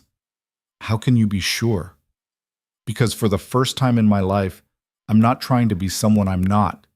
I'm not pretending to be Marcus, or trying to live up to my father's expectations, or fitting into some role that doesn't fit. This is hard, and it's brutal, and I'm not even particularly good at it yet, but it's real, and I'm not walking away from the first real thing I've ever done. The courtroom was silent. Whitmore looked like he wanted to press further, but Hartwick was already standing. Redirect, Your Honor? The judge nodded. Ethan, you mentioned the ranch metrics are worse this year. Are you aware of the drought that affected the region last summer? Yes. Rhea mentioned it. Are you aware that the drought reduced the hay harvest by 30%, which means less feed for livestock, which means higher mortality rates regardless of management? No, I didn't know the percentage. Are you aware that a pack of wolves moved into the territory this fall, increasing predation on calves? Rhea dealt with that before I arrived. Did you know that the timber reduction was intentional, that Miss Calloway decided to harvest less in order to preserve the stand for future years? Ethan looked at Rhea, who nodded slightly. No, she didn't tell me that. So the metrics Mr. Whitmore referenced aren't failures of management. They're responses to external factors and long-term planning, correct? I guess so. No further questions. The judge looked at both lawyers. Anything else? The defense calls Davis Merchant, Hartwick said. Davis approached the stand, looking deeply uncomfortable in his Sunday clothes. But when he spoke, his voice was clear. Mr. Merchant, you've worked the Calloway Ranch for how long? 8 years. In that time, how many contract workers or partners have you seen come and go? 6. Not counting Ethan. What happened to them? 3 quit within the first month. Too hard, too cold, too isolated. 1 lasted a season and left for better pay down in the valley. 1 got injured and couldn't work anymore. The last one, Davis paused. The last one was competent, but lazy. Did the minimum, complained constantly. Rhea let him go after a year. How does Ethan compare? Incompetent, but hardworking, Davis said bluntly. When he started, he couldn't do anything right. But he tried. Asked questions, took instruction, didn't complain even when he probably should have. After 2 months, he's not incompetent anymore. He's just inexperienced. There's a difference. Would you want to work under Marcus Hale's management? Davis looked at Marcus. No, I saw him try to do a day of real work. Man's soft. He'd be ordering us around within a week, making decisions about things he doesn't understand. That's dangerous on a mountain ranch. Thank you. Whitmore declined to cross-examine. One by one, Hartwick called the other ranch hands. Cole grudgingly admitting Ethan had earned his respect. Hewitt saying simply that Ethan was solid. Even Martha testified, talking about watching Ethan come in exhausted every night and go out again every morning without complaint. Then Rhea's father took the stand. Mr. Calloway, you've run this ranch for 30 years. In your professional opinion, who would make a better partner for your daughter? The old man was quiet for a long moment. The boy who showed up is the boy who stayed. That's all I need to know. Finally, it was closing arguments. Whitmore went first, laying out the case with cold precision. The contract specified Marcus. Only Marcus could fulfill it. Ethan was a well-meaning mistake, but a mistake nonetheless. The law was clear. Then Hartwick stood. Your Honor, this case isn't about contract language. It's about equity. Marcus Hale sat in Chicago for 2 months while his brother built the foundation of this partnership. He watched, waited, and let Ethan take all the risk. Now he wants to step in and claim the reward without having done the work. That's not how the law is meant to function. Ethan Hale has proven himself through action, not words, through commitment, not convenience. The contract may say Marcus, but the reality says Ethan. We're asking the court to recognize that reality and rule accordingly. The judge leaned back in his chair. I'll take this under advisement. Decision in 1 week. 1 week to wait. 1 week to wonder if everything Ethan had built would be ripped away. They walked out of the courthouse into weak afternoon sunlight. Marcus and his lawyers headed toward the hotel, already talking among themselves. Rhea and her father stood on the courthouse steps with Hartwick. How do you think it went? Rhea asked. Hard to say. Warren's fair but strict. Could go either way. Hartwick gathered his papers. I'll send word as soon as I hear. Ethan walked down the steps alone, needing air, needing space. He made it to the edge of town before Rhea caught up with him. Hey! Hey! They stood together in silence, watching the mountains turn gold in the setting sun. Whatever happens, Rhea said, you should know something. What? I meant what I said in there, about you earning the right to be fought for. She looked at him. Win or lose, that doesn't change. Ethan wanted to believe her. But the weight of uncertainty was crushing. What if we lose? Then we figure out what comes next, together. She took his hand, and this time she didn't let go. You're not alone in this anymore, Ethan. Remember that. They stood there as the sun sank behind the mountains, two people waiting for a verdict that would change everything, holding on to each other like anchors in a storm. The mountain watched, impassive and eternal, caring nothing for human laws or human pain. But for the first time since arriving in this harsh land, Ethan didn't feel small beneath its weight. He felt strong enough to face whatever came next. The week crawled by like a wounded animal. Ethan threw himself into work with an intensity that bordered on reckless. He was up before dawn, working past dark, pushing himself until his muscles screamed and his hands bled through the calluses. If he stopped moving, he started thinking. And thinking led nowhere good. On the third day, Davis found him in the north timber stand, cutting trees in the failing light. Sun's been down for an hour, Davis said. Ethan didn't stop swinging the axe. Still got light enough to see. Barely. You're going to hurt yourself. I'm fine. Davis waited until Ethan paused to catch his breath, then stepped forward and took the axe from his hands. No, you're not. And working yourself to death won't change what the judge decides. Ethan wanted to argue, but he was too tired. He sat down heavily on a stump, his breath coming in white clouds. I can't just sit around waiting. Nobody's asking you to sit around, but there's a difference between working and running. Davis leaned on the axe. You're running. From what? The possibility that you might lose, that all this might not matter. Ethan looked at his hands, blistered again despite the calluses, bleeding in a few spots. What if it doesn't? What if the judge sides with Marcus and I have to leave? What was the point of any of this? Davis was quiet for a moment, then sat down on a nearby log. I ever tell you why I stayed up here after my wife left? You said you had nowhere else to go. That's part of it. But the real reason? Davis pulled out his tobacco pouch and started rolling a cigarette. I stayed because I finally found something I was good at. Not great, mind you, but good enough, competent, useful. For the first time in my life, I wasn't disappointing anybody. What does that have to do with me? Everything, kid. You came up here thinking you were worthless, that you were the spare, the mistake, the one nobody wanted. But you've spent 2 months proving that wrong. To Rhea, to the crew, to yourself. Win or lose, that doesn't change. You're not the same person who showed up here scared and soft. If I lose, I'm still the person Marcus replaced. No. If you lose, you're the person who fought for something and got screwed by the law. That's not the same as being worthless. That's just being unlucky. Davis lit his cigarette. The mountain taught you something, Ethan.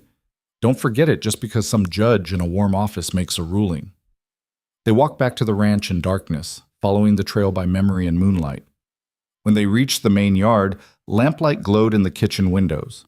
Through the glass, Ethan could see Rhea at the table, her face tight with concentration as she worked on the ranch books. She looked up when he entered and her expression softened slightly. "You look terrible." "Thanks.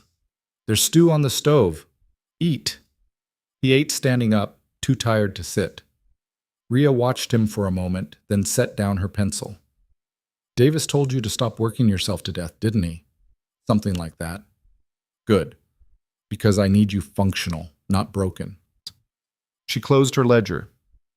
"Regardless of what happens." Ethan set down his bowl. "You keep saying that, regardless of what happens. Like you've already accepted that we might lose." "I've accepted that it's possible. That's different from accepting defeat." "Is it?" Rhea stood and walked to the window, looking out at the dark mountains. "When my mother got sick, the doctor told us she had maybe 6 months. She lasted a year. Every day past that 6-month mark felt like borrowed time, like a gift." She turned to face him. "I learned to hold two truths at the same time, that she was dying and that she was still here, that I might lose her and that I still had her. Both things could be true." "What are you saying?" "I'm saying we might lose this case, and I'm saying you've still earned your place here. Both things are true. One doesn't cancel out the other." Ethan wanted to believe her, but the uncertainty was a physical weight pressing down on his chest. "I don't know how to do that," he admitted. "How to accept both possibilities." "Neither do I, most days." Rhea came back to the table and sat down. "But I'm trying. And you need to try too, because if you fall apart before the verdict comes, Marcus wins either way." She was right. Ethan knew she was right. But knowing something and feeling it were different countries, separated by an ocean of doubt. The next morning brought fresh snow, and with it, a crisis that temporarily pushed the court case from everyone's minds. Cole came running into the barn where Ethan was feeding the horses. "We got a problem, big one." "What kind of problem?" "The eastern herd. They broke through the fence during the night, spooked by something, wolves, maybe a cat. They're scattered across the high country, and with this new snow, we're losing their tracks fast." Rhea was already saddling her horse when Ethan and Cole reached the main yard. Her father was checking supplies, loading rope, and emergency gear onto pack horses. "How many head?" Rhea demanded. "At least 30. Maybe more. Hard to tell in this weather." Her father's face was grim. "If we don't get them rounded up before the next storm hits, we'll lose them, either to predators or exposure." "When's the next storm?" 2 days? Maybe less." Rhea cursed under her breath. "All right, full crew. We split into 3 teams, sweep the high country in a grid pattern. Davis, you take the North Ridge. Cole and Hewitt, you've got the Western Valley. Dad and I will take the eastern slopes." She looked at Ethan. "You're with me and Dad." They rode out within the hour, pushing through snow that was already knee-deep on the horses. The temperature was dropping fast, and the sky had that gray, heavy look that promised more snow soon. Ethan had gotten better at riding, but this was different from the controlled trails and gentle slopes near the ranch. This was high country, steep, treacherous, full of hidden drops and unstable footing. One wrong step and a horse could go down, taking its rider with it. They found the first group of cattle around midday, huddled in a small canyon with sheer walls on 3 sides. 6 head, including a cow with a newborn calf that shouldn't have been born for another month. "Premature," Rhea's father said, examining the calf. "Stress from the stampede probably brought on labor. It's weak." "Will it make it?" Ethan asked. "Not if we leave it here, but carrying it down will slow us, and we've got 24 more cattle to find before dark." Rhea looked at the calf, then at the sky, calculating odds. "We take it. Ethan, you carry it. We'll drive these 6 down to the lower pasture, then come back up for the others." The calf was heavier than it looked and smelled like fear and birth. Ethan wrapped it in a blanket and held it across his saddle while they pushed the 6 cattle down the mountain. The mother cow was agitated, constantly circling back to check on her baby, making the drive twice as hard. By the time they got the group secured in the lower pasture, the afternoon was half gone, and the temperature had dropped another 10 degrees. "We're losing daylight," Rhea's father said. We get one more sweep before we have to head back."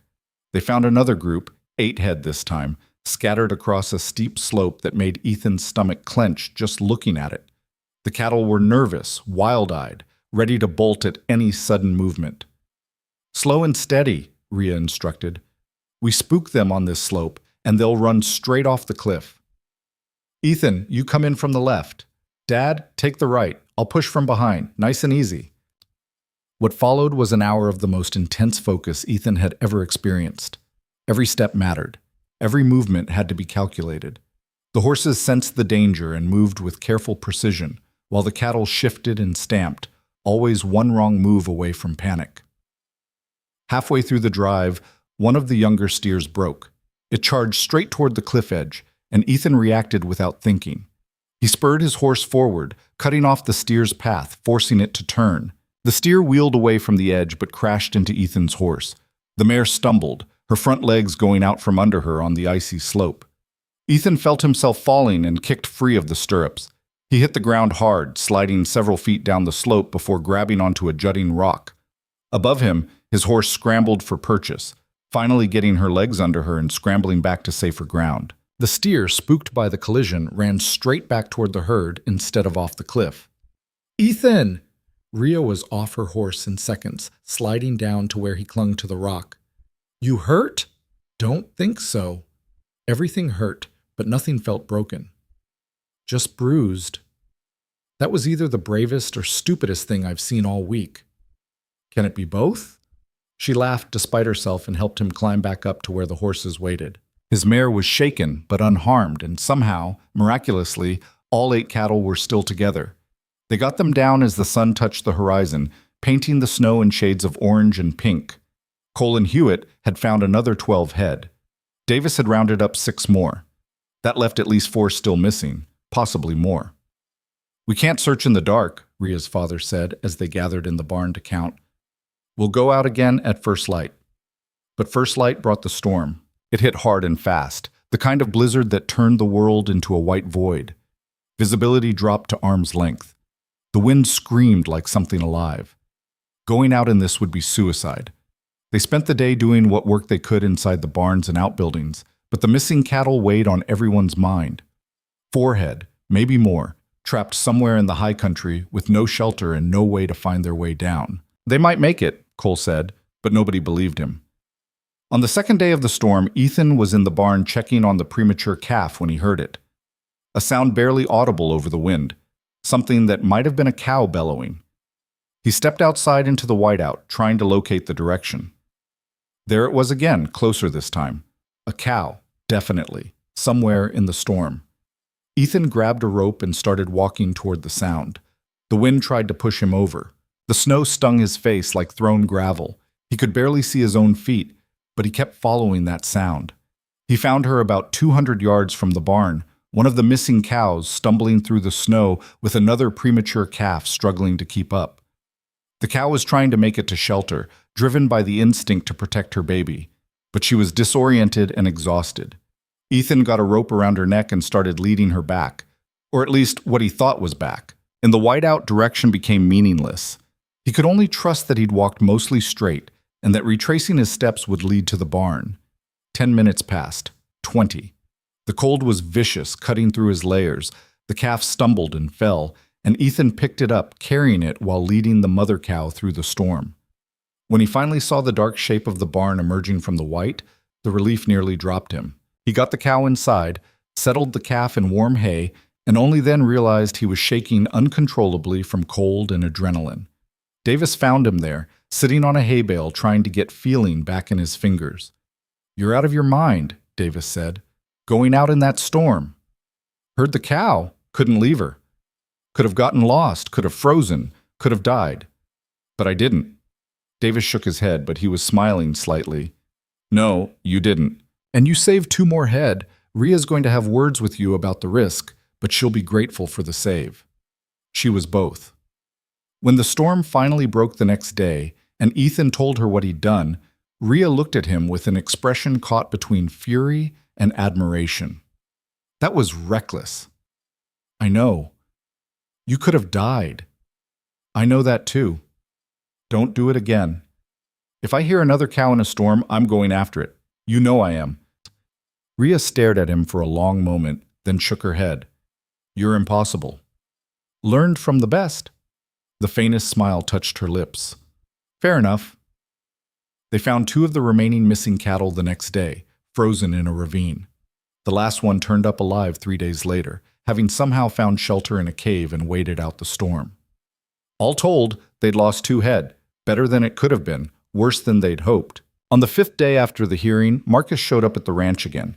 He rode in around midday, dismounting near the barn where Ethan was working with the dun mare.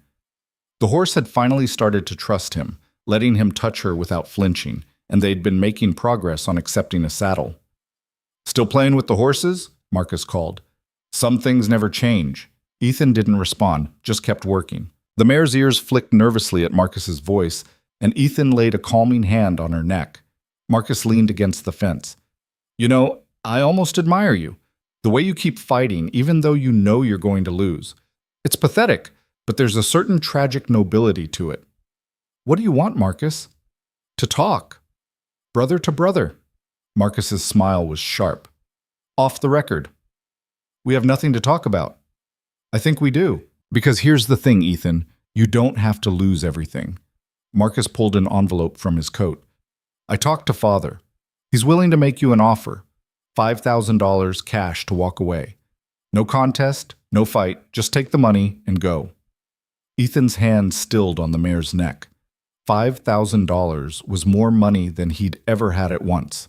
Enough to start over somewhere else, maybe start a business that wouldn't fail, maybe finally prove himself. Why would you offer me that?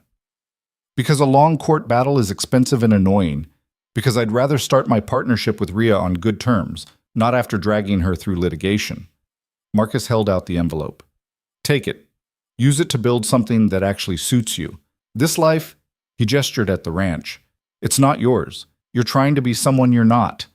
And who am I, Marcus, according to you? The smart brother, the one who thinks instead of acts. You're wasted on manual labor. Take the money. Go back to Chicago. Use that brain for something worthwhile. Maybe actually succeed at something for once. Ethan looked at the envelope. $5,000. Freedom from uncertainty. A clean exit from a fight he might lose anyway. A chance to start fresh without the weight of this pending verdict crushing him. He thought about Chicago, about warm apartments and restaurants and theaters, about jobs where you didn't risk freezing to death every winter, about a life that didn't require bleeding for every inch of progress. Then he looked at the mare, standing calm and trusting beside him. 2 months ago, she would have tried to kill him for getting this close. Now she was letting him prepare her for work she'd never done before, trusting that he wouldn't hurt her. He'd earned that trust. Every day, every moment of patience, every careful movement. That trust represented something real, something he'd built with his own hands, and sweat and stubborn refusal to give up. No, Ethan said. Marcus's smile faltered. Don't be stupid. I'm not being stupid. I'm being honest. Ethan met his brother's eyes. You think this life isn't me? You're wrong. For the first time in my life, I'm not pretending to be someone else. I'm not trying to fit into Father's expectations or live up to your achievements. I'm just being what this place needs me to be, and that's more real than anything I've ever done. That's the exhaustion talking. You're tired. You're scared about the verdict. You're not thinking clearly. Take a day. Think about it. I don't need a day. The answer is no. It'll be no tomorrow and the day after and the day after that. You want this ranch? You're going to have to take it. I'm not giving it to you. You're choosing poverty and hard labor over $5,000 and a fresh start? Over the chance to actually be successful? I'm choosing something I built over something I'd be buying my way out of. There's a difference. Marcus's face hardened. You're a fool, Ethan. You always have been. Father was right about you. You're too stubborn to know when you're beaten. Or maybe I'm finally stubborn enough to fight for something that matters. This ranch doesn't matter. It's a failing operation in the middle of nowhere with a woman too proud to accept help and a crew of washouts who couldn't make it anywhere else. You're throwing away your future for nothing. I'm building a future. That's not nothing. Marcus shoved the envelope back in his coat. Fine. When the judge rules in my favor, don't come crying about fairness. You had your chance to walk away with dignity. Dignity isn't walking away. It's standing for something even when it's hard. We'll see how you feel when you're standing in the unemployment line. Marcus mounted his horse. Enjoy your last few days here, little brother. Make them count. He rode off, and Ethan stood there shaking, not with fear, but with something else, something that felt like strength. Rhea emerged from the barn. She'd been there the whole time, listening. "5,000 is a lot of money," she said quietly. "It is. Most men would have taken it." "I'm not most men." Ethan turned to her. "I'm the stubborn idiot who's going to fight this until the end, even if it costs me everything." Rhea smiled, and it was the first genuine smile he'd seen from her in days. "Good, because I'd have been disappointed if you'd taken it, even though it would have saved you a legal battle. Some things are worth fighting for." She came and stood beside him, looking at the mare. "She's come a long way." "So have I." "Yeah, you have." Rhea was quiet for a moment, then said, "You know what Marcus doesn't understand, what your father doesn't understand?" "What?" "That value isn't about never failing. It's about what you do after you fail. You could have taken that money and run, salvaged your pride, started over somewhere easier, but you didn't. That's worth more than any skill Marcus could bring." "Tell that to the judge." "I will if I have to." She looked at him with those dark, steady eyes. "Whatever happens, Ethan, you need to know something. You've become essential to this place. Not because you're perfect at the work, but because you care about it. That matters more than you think. And if the judge disagrees, then we fight. And if we lose that fight, we figure out what comes next. But I'm not going down without making sure everyone knows what you're worth." That night, Ethan found himself in the bunkhouse long after the other men had gone to sleep. He sat on his bunk, looking at the calluses on his hands, thinking about the person he'd been when he first arrived. That person wouldn't have turned down $5,000. That person would have seen the offer as salvation, an escape from a situation he wasn't qualified for. That person would have been so desperate to avoid another failure that he'd have taken any out offered. But that person was gone. The mountain had burned him away, replacing him with someone harder, stronger, more certain of his own worth. Cole stirred in his bunk. "You still awake?" "Yeah." "Worrying about the verdict?" "Some." Cole sat up, reaching for his cigarettes. "Want to know what I think?" "Do I have a choice?" "Not really."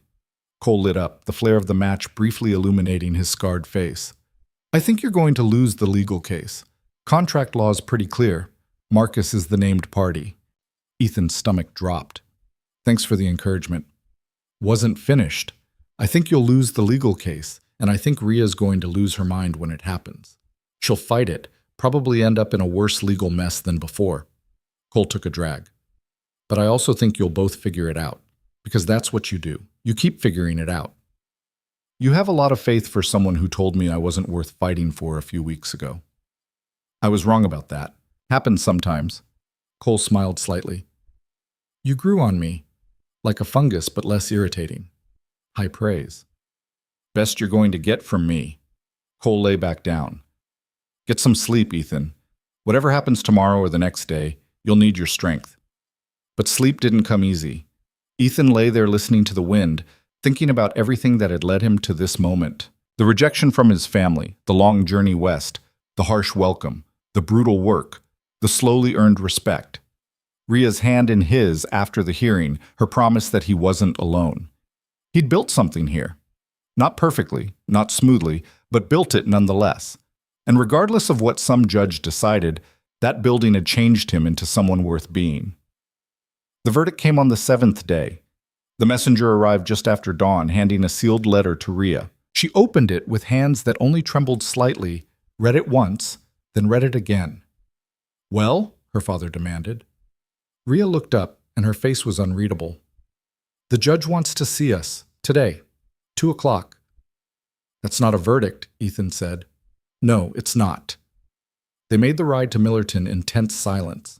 Whatever the judge wanted to say, he wanted to say it in person. That could mean anything. Maybe he'd made a decision and wanted to explain it. Maybe he had questions. Maybe he'd found some legal nuance that changed everything. The uncertainty was crushing. The courthouse was quieter this time. No gallery of onlookers, just the principals, the lawyers, and the judge. Judge Warren took his seat and looked out over the courtroom with his usual expression of mild irritation. "I've reviewed the case thoroughly," he began. "Read the depositions, examined the evidence, consulted precedent. Arguments on both sides have merit. The contract does specify Marcus Hale by name. That's clear as day. However, the doctrine of good faith performance and the concept of detrimental reliance also apply. Ethan Hale worked the ranch in good faith, believing his position was legitimate. Miss Calloway accepted his labor and allowed him to invest time, effort, and physical sacrifice into the partnership. That's also clear." Ethan's heart was pounding so hard he thought everyone could hear it. In cases like this, the law provides guidance, but not absolute answers. Contract law says one thing, equity says another, and I'll be damned if I can find a precedent that fits this exact situation. Warren leaned forward. "So I'm going to make a ruling that neither side will like, but both sides will have to accept." Here it comes, Ethan thought. The moment that decides everything. I'm upholding the contract as specified. Marcus Hale is the named party and retains legal right to the partnership. Ethan's stomach dropped. The world seemed to tilt sideways. He heard Ria's sharp intake of breath, saw Marcus's triumphant smile. "However," the judge continued, and the smile died, "I'm also ruling that Ethan Hale has earned equity in the operation through his labor and good faith performance. Therefore, I'm ordering that any partnership established under this contract must include both brothers, with Ethan maintaining a 25% ownership stake in recognition of his contributions. Marcus will hold 25%. Miss Calloway retains 50% majority control and final say on all operational decisions." Silence. Complete, stunned silence. Everyone stared at the judge. "You're ordering a three-way partnership?" Whitmore finally sputtered. "That's not... The contract doesn't allow for...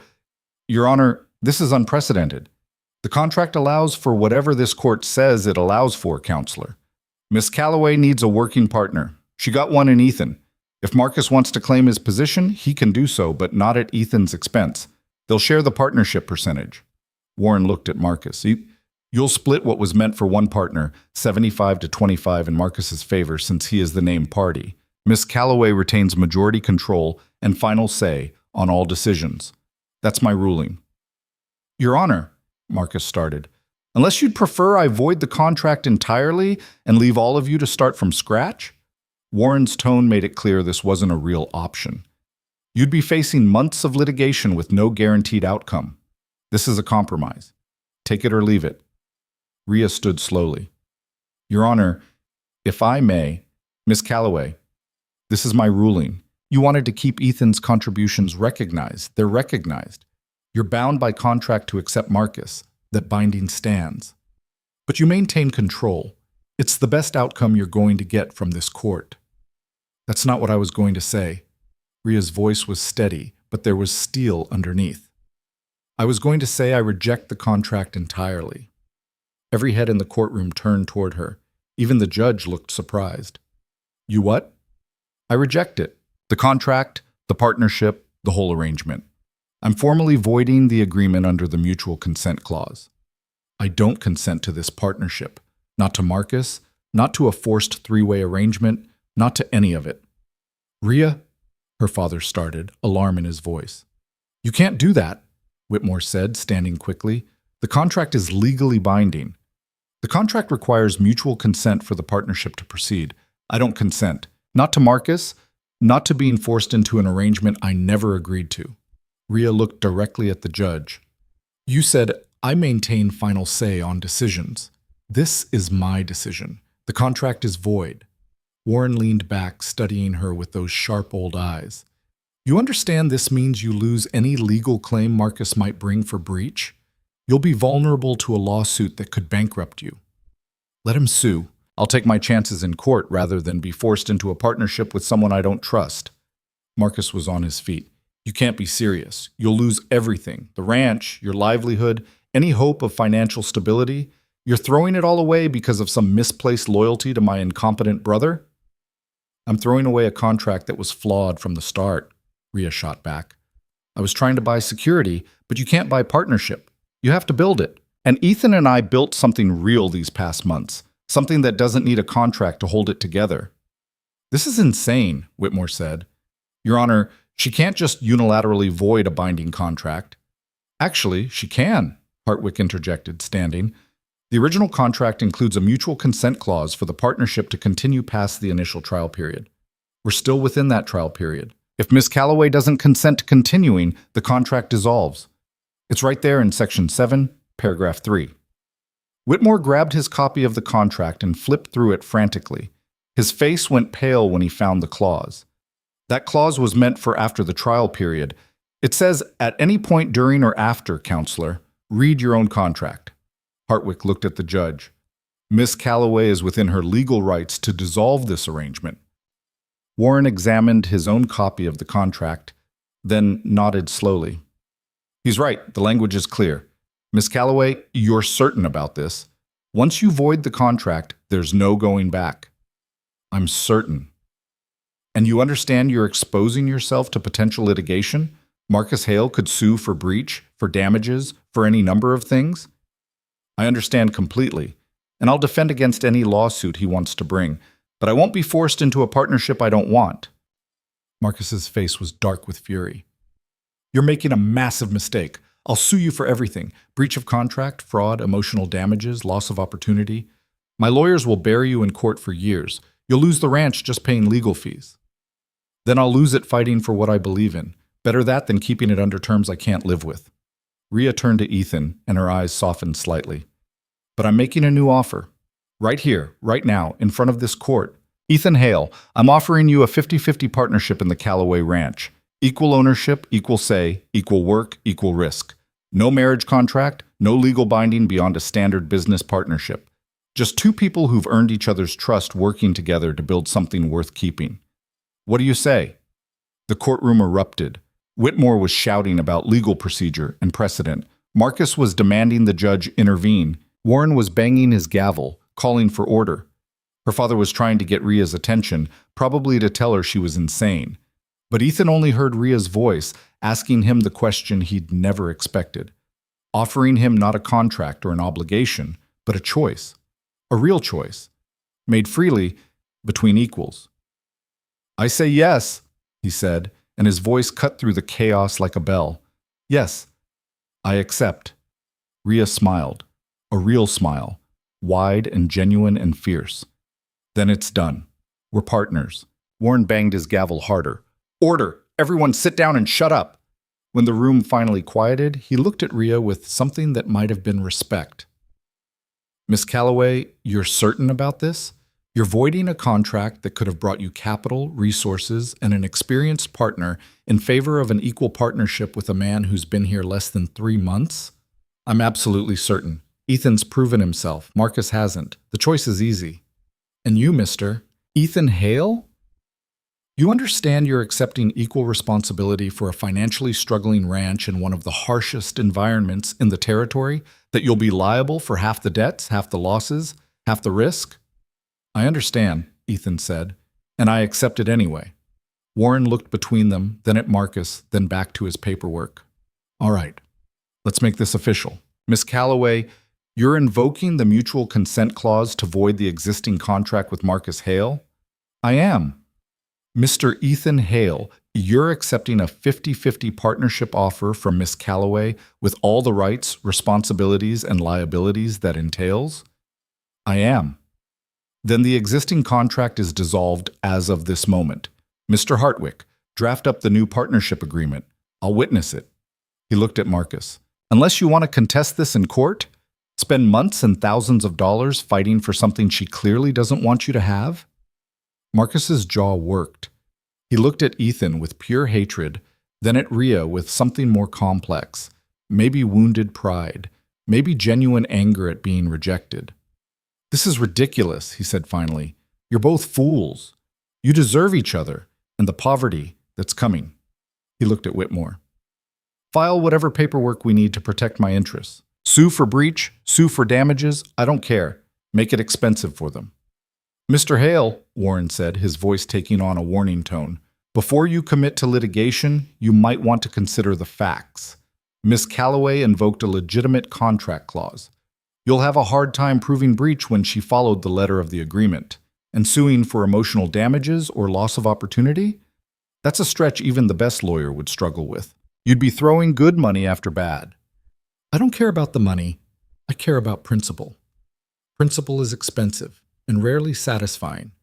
Warren leaned back. But it's your choice. Waste your money on lawyers if you want. This court will be happy to hear your case in 6 months or so. The reality of it seemed to settle on Marcus. 6 months of legal fees, mountains of paperwork, depositions and hearings and court dates, all for a case he probably wouldn't win. Even if he did win some kind of settlement, it would be nothing compared to what he'd spend fighting for it. And at the end of it all, even if he won, Rhea still wouldn't want him. He'd have a financial victory over people who'd already proven they'd rather lose everything than accept him.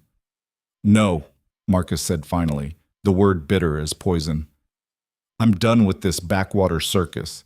Keep your mountain, keep your poverty. Keep your delusions about partnership meaning anything when you're both freezing to death next winter. He stormed out of the courtroom, his lawyers scrambling to follow. The door slammed behind them with a finality that echoed through the wooden chamber. Warren looked at the remaining parties. Well, that was dramatic. Mr. Hartwick, let's get this partnership properly documented so we can all go home. I've got 3 more cases today and my lunch is already cold. 2 hours later, Ethan stood outside the courthouse with a signed partnership agreement in his hands. The paper was still warm from the judge's seal, the ink barely dry. 50-50 ownership of the Callaway Ranch. Equal partners. No subordination, no contract marriage, no legal binding beyond the standard terms of business partnership. Just mutual commitment and shared risk. His name in legal ink next to Rhea's. Partners. Equals. Rhea stood beside him, looking at the mountains with an expression of relief mixed with something that might have been exhilaration. Her father stood slightly apart, looking like he'd aged 5 years in the last 2 hours. You just gave up any legal protection that contract offered, Ethan said quietly. If I turn out to be worthless, you can't claim breach. You're stuck with me. I know. You're also stuck with half the debt, half the responsibility, half the risk of everything going wrong. I know that too.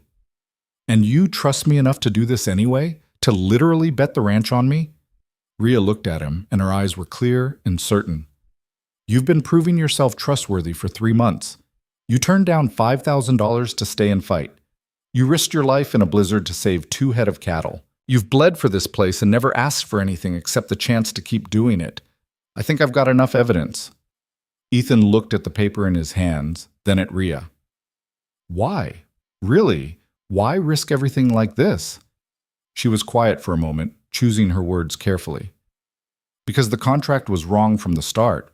I was trying to buy security, trying to solve a problem with legal paperwork and a business arrangement. But you can't buy partnership. You can't contract for trust. Those things have to be built day by day, through work and honesty, and showing up when it's hard.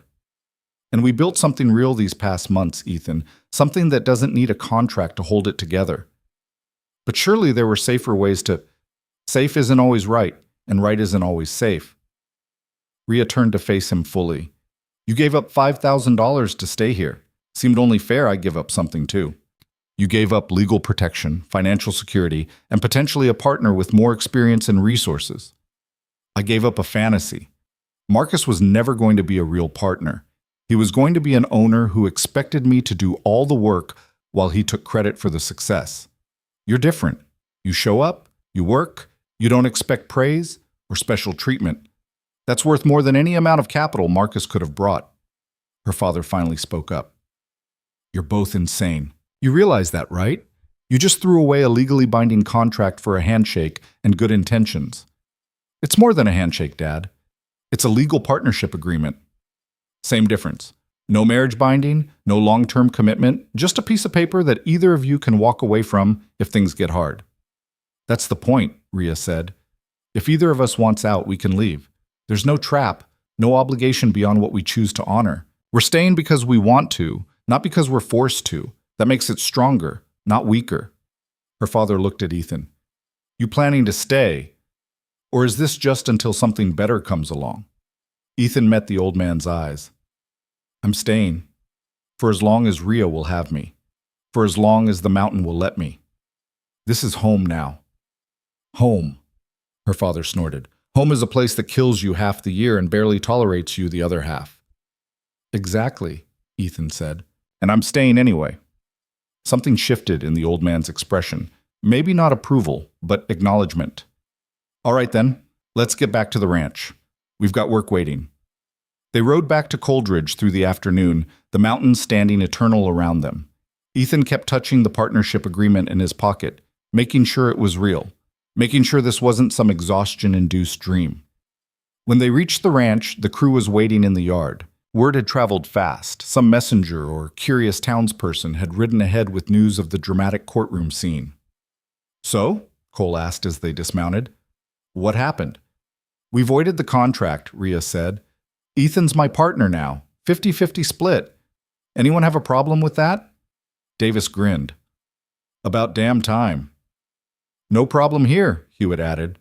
Cole crossed his arms, but he was smiling. I'm just glad we don't have to deal with the fancy brother. He was annoying as hell. Martha came out of the main house with a bottle of whiskey.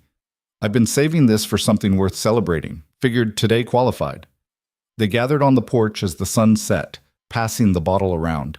The whiskey burned going down, warm and fierce and tasting like victory, like freedom, like the future they'd just chosen instead of the one they'd been forced into. To partnerships, Davis said, raising the bottle. To stubborn idiots who don't know when to quit, Cole added. To the mountain, Rhea said quietly, and what it teaches us about who we really are. They drank to that, and Ethan felt something settle in his chest. Not peace exactly, there was still too much uncertainty for peace, but rightness.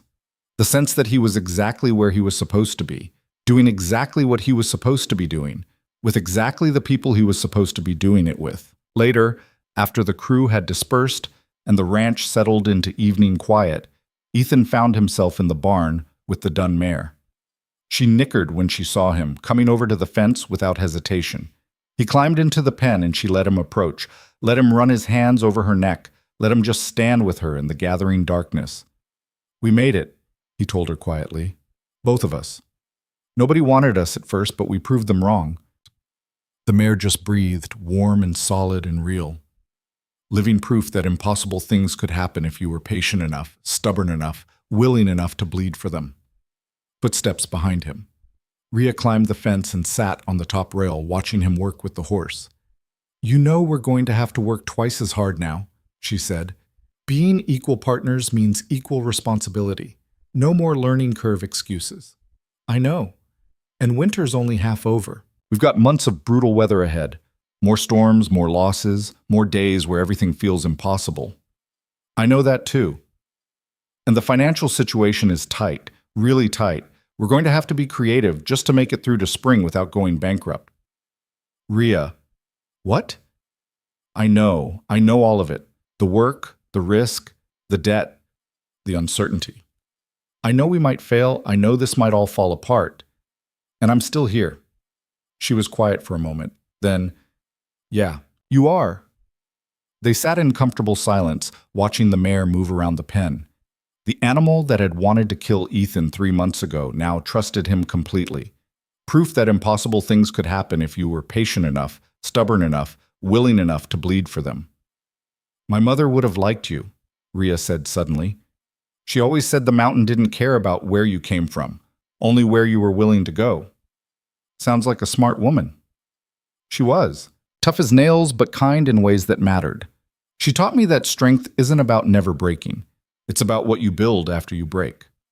Rhea looked at him. You've broken a lot, haven't you, before you came here? More times than I can count. Failed at school, failed at business, failed at being the son my father wanted. I was good at breaking. But you kept building after. That's what matters. I think I'm finally learning that. Rhea slid off the fence, landing beside him in the pen. Good, because we're going to break a lot more before this is over. The mountain sees to that. But as long as we keep building after each break, we'll be fine. Is that a promise? It's a commitment, which is better than a promise, because it's a choice we make every day instead of words we said once and forgot. Ethan held out his hand, and Rhea shook it firmly. Partners, equals. Two people who'd been sent to this mountain for all the wrong reasons and found all the right ones. The days turned into weeks, and the weeks turned into the long, slow crawl towards spring. The work didn't get easier. If anything, it got harder as they pushed to make up for winter losses and prepare for the brutal demands of calving season. But Ethan got stronger. His hands stopped bleeding. His back stopped aching quite so much. He learned to read the weather like a language, to move through the snow without exhaustion, to think 3 steps ahead in every task. More importantly, he learned partnership. How to share decisions with Rhea, how to argue without fighting, how to trust someone to carry their weight while he carried his, how to be honest about his limitations without apologizing for them, how to accept help without feeling weak and offer help without seeming condescending. It wasn't smooth. They disagreed on plenty: how to allocate resources, which repairs to prioritize, whether to expand the herd or consolidate. Sometimes the disagreements got heated, voices rising in the barn or kitchen, frustration boiling over after long days of exhausting work. But they figured it out, every time, because they'd both chosen this, and choice made all the difference. In late February, a massive storm hit that buried the ranch under 6 feet of snow. They lost a week to digging out, and when they finally got to the upper pastures, they found that an avalanche had destroyed one of the old line shacks they used for shelter during summer grazing. "That's going to cost us," Rhea said, surveying the damage. "We'll need to rebuild before June, or we won't have shelter for the hands during the high season." "How much?" Ethan asked. She did the math in her head, and her face went tight. "More than we have. We'd need to take out a loan." "What's the interest rate on loans around here?" "Predatory. 15, sometimes 20%. And if we can't pay, they take the land." They stood in the snow, looking at the ruined cabin, both doing the same grim calculation. They were already operating on thin margins. A loan with that kind of interest could bury them. "What if we rebuilt it ourselves?" Ethan said. "Just the crew, no contractors. It would take longer, but it would save the cost." "You know how to build a cabin?" "No, but I didn't know how to work a ranch either, and I figured that out." "How hard can it be?" Rhea laughed despite herself. "Famous last words, but yeah, let's try it. Worst case, we end up with a slightly crooked cabin. Best case, we save enough to stay solvent." They rebuilt the line shack in March, working through cold that made every nail feel like it would shatter on impact. Davis knew enough carpentry to guide them. Cole was surprisingly good with the axe work. Hewitt had built his own house 20 years ago and remembered most of the important parts. And Ethan learned as he went, making mistakes and fixing them, getting better with each wall they raised. By the time they finished, the cabin wasn't pretty, but it was solid. It would keep men dry and warm during the summer grazing season. That was enough. "Not bad for a bunch of ranch hands," Davis said, surveying their work. "Not bad at all," Rhea agreed. Then she turned to Ethan. "See? You can build things when you put your mind to it. Just needed the right teacher." Teachers, plural. This was a team effort. And that was the other thing Ethan learned. The partnership wasn't just between him and Rhea. It was the whole crew, the whole operation, everyone pulling together because they'd all chosen to be there. Nobody was trapped by contracts or obligations. They stayed because they wanted to, because the work mattered, because the mountain demanded it. In April, the first real signs of thaw came. Ice melting in the streams, snow pulling back from the lower pastures, the days stretching longer and warmer. The whole ranch seemed to wake up, shaking off winter like a bear emerging from hibernation.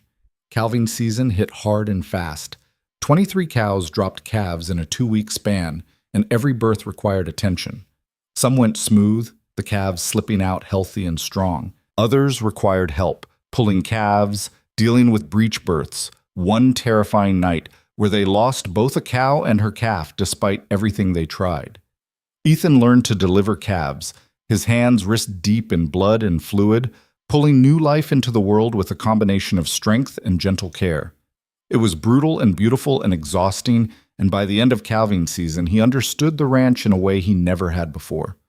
This wasn't just work. This was life itself, messy and painful and miraculous and sometimes tragic.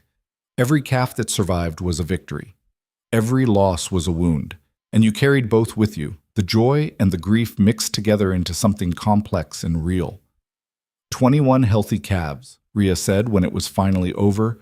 Better than last year, better than we had any right to expect given how winter went. "We worked for it," Ethan said. "We did." She looked at him with something like pride. You've come a long way from the man who couldn't feed chickens without chaos.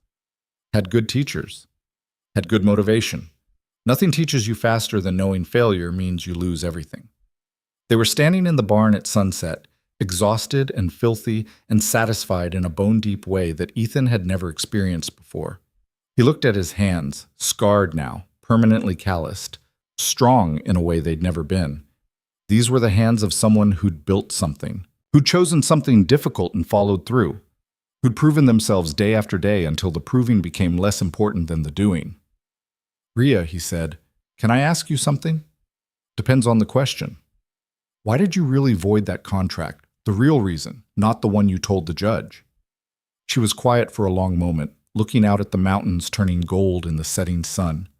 When she finally spoke, her voice was softer than usual. "Because I realized I didn't want a partner chosen by contract or correspondence or my father's business arrangements. I wanted a partner I chose. Someone who'd earned my trust through action instead of promises. Someone who'd seen me at my worst, angry and difficult and sometimes cruel, and stayed anyway." She looked at him. "That was you. So I chose you. Simple as that. Not so simple, considering it cost you legal security and potentially the ranch. The ranch was never going to be secure with Marcus. He'd have driven us into the ground within a year, making decisions based on theory instead of reality. Better to risk everything with someone I trust than coast to slow failure with someone I don't. And if I fail you, if I'm not good enough in the end, then we'll fail together.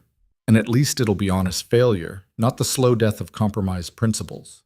Ethan didn't have words for what he felt in that moment, so he just nodded, and they stood together in comfortable silence while the sun sank behind the mountains. That evening, as the crew gathered for dinner in the warm kitchen, Ethan looked around the table and realized something. These people weren't just coworkers anymore.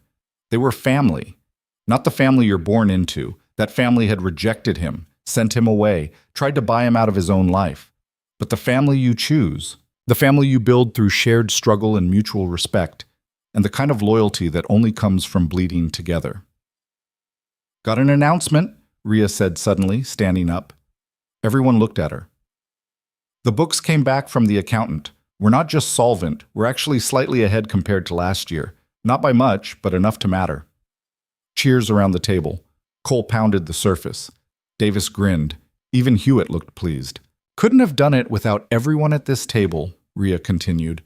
"Every hand pulled their weight. Every decision we made together turned out right, or at least right enough.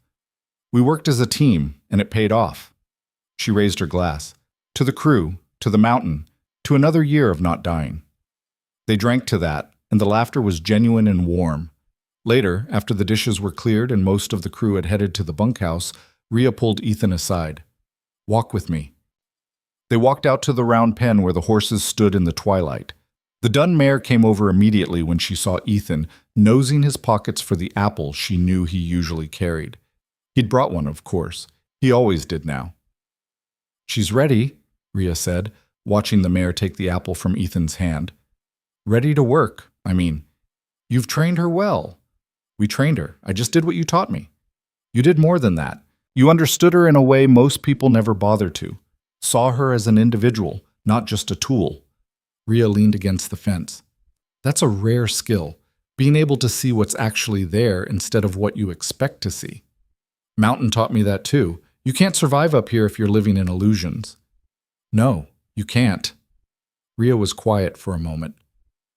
"I've been thinking about something, about us, about the partnership, about where this goes next."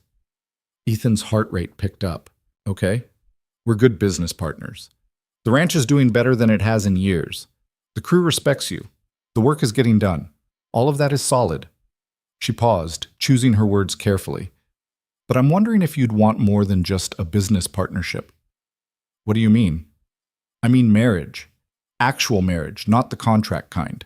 Two people choosing to build a life together, not just a ranch." She looked at him directly. "I'm not good at romantic speeches.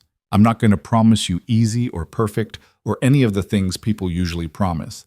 But I can promise you honest. Real. A partnership that goes beyond business into something more permanent." Ethan felt his breath catch. "You're asking me to marry you." I'm asking if you want to build something permanent. The ranch is good, but it's not everything. I want a life, Ethan, a real one. Children eventually, maybe. A future that's about more than just survival. And I think we could build that together, if you're willing. He thought about the man who'd arrived here 5 months ago, scared, soft, certain he was worthless. That man would have been terrified of this question, would have found a dozen reasons to say no, to protect himself from another potential failure. But he wasn't that man anymore.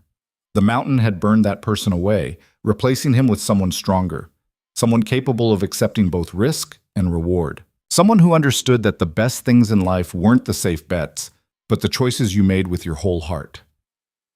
Yeah, Ethan said, and the word came easy as breathing. Yeah, I want that. All of it. The permanence, the future, the life. With you. Ria's smile was like sunrise, slow and warm and transforming everything it touched. Good, because I already asked Martha to make a cake. You were that sure I'd say yes? I was that sure you'd be honest. That's all I needed. Everything else we can figure out as we go. They stood there in the twilight, two people who'd been thrown together by circumstances neither wanted, and turned it into something neither could imagine giving up. They married in late April, in a simple ceremony with the crew and a handful of townspeople as witnesses. No fancy clothes, no elaborate celebration, just two people standing together in front of the mountain and promising to keep building, keep fighting, keep showing up for each other. The vows were simple, honest, real. I promise to work beside you, Ethan said, to carry my weight and help carry yours. To be honest about my failures and celebrate your successes. To choose you every day, even when it's hard. I promise to respect you, Ria said, to see you for who you are, not who I wanted you to be. To build something with you that's ours, not mine or yours, but truly shared. To choose you every day, because you've earned that choice. No mention of obedience or submission or any of the traditional vows that assumed one partner owned the other. Just mutual respect, mutual choice, mutual commitment to building something together.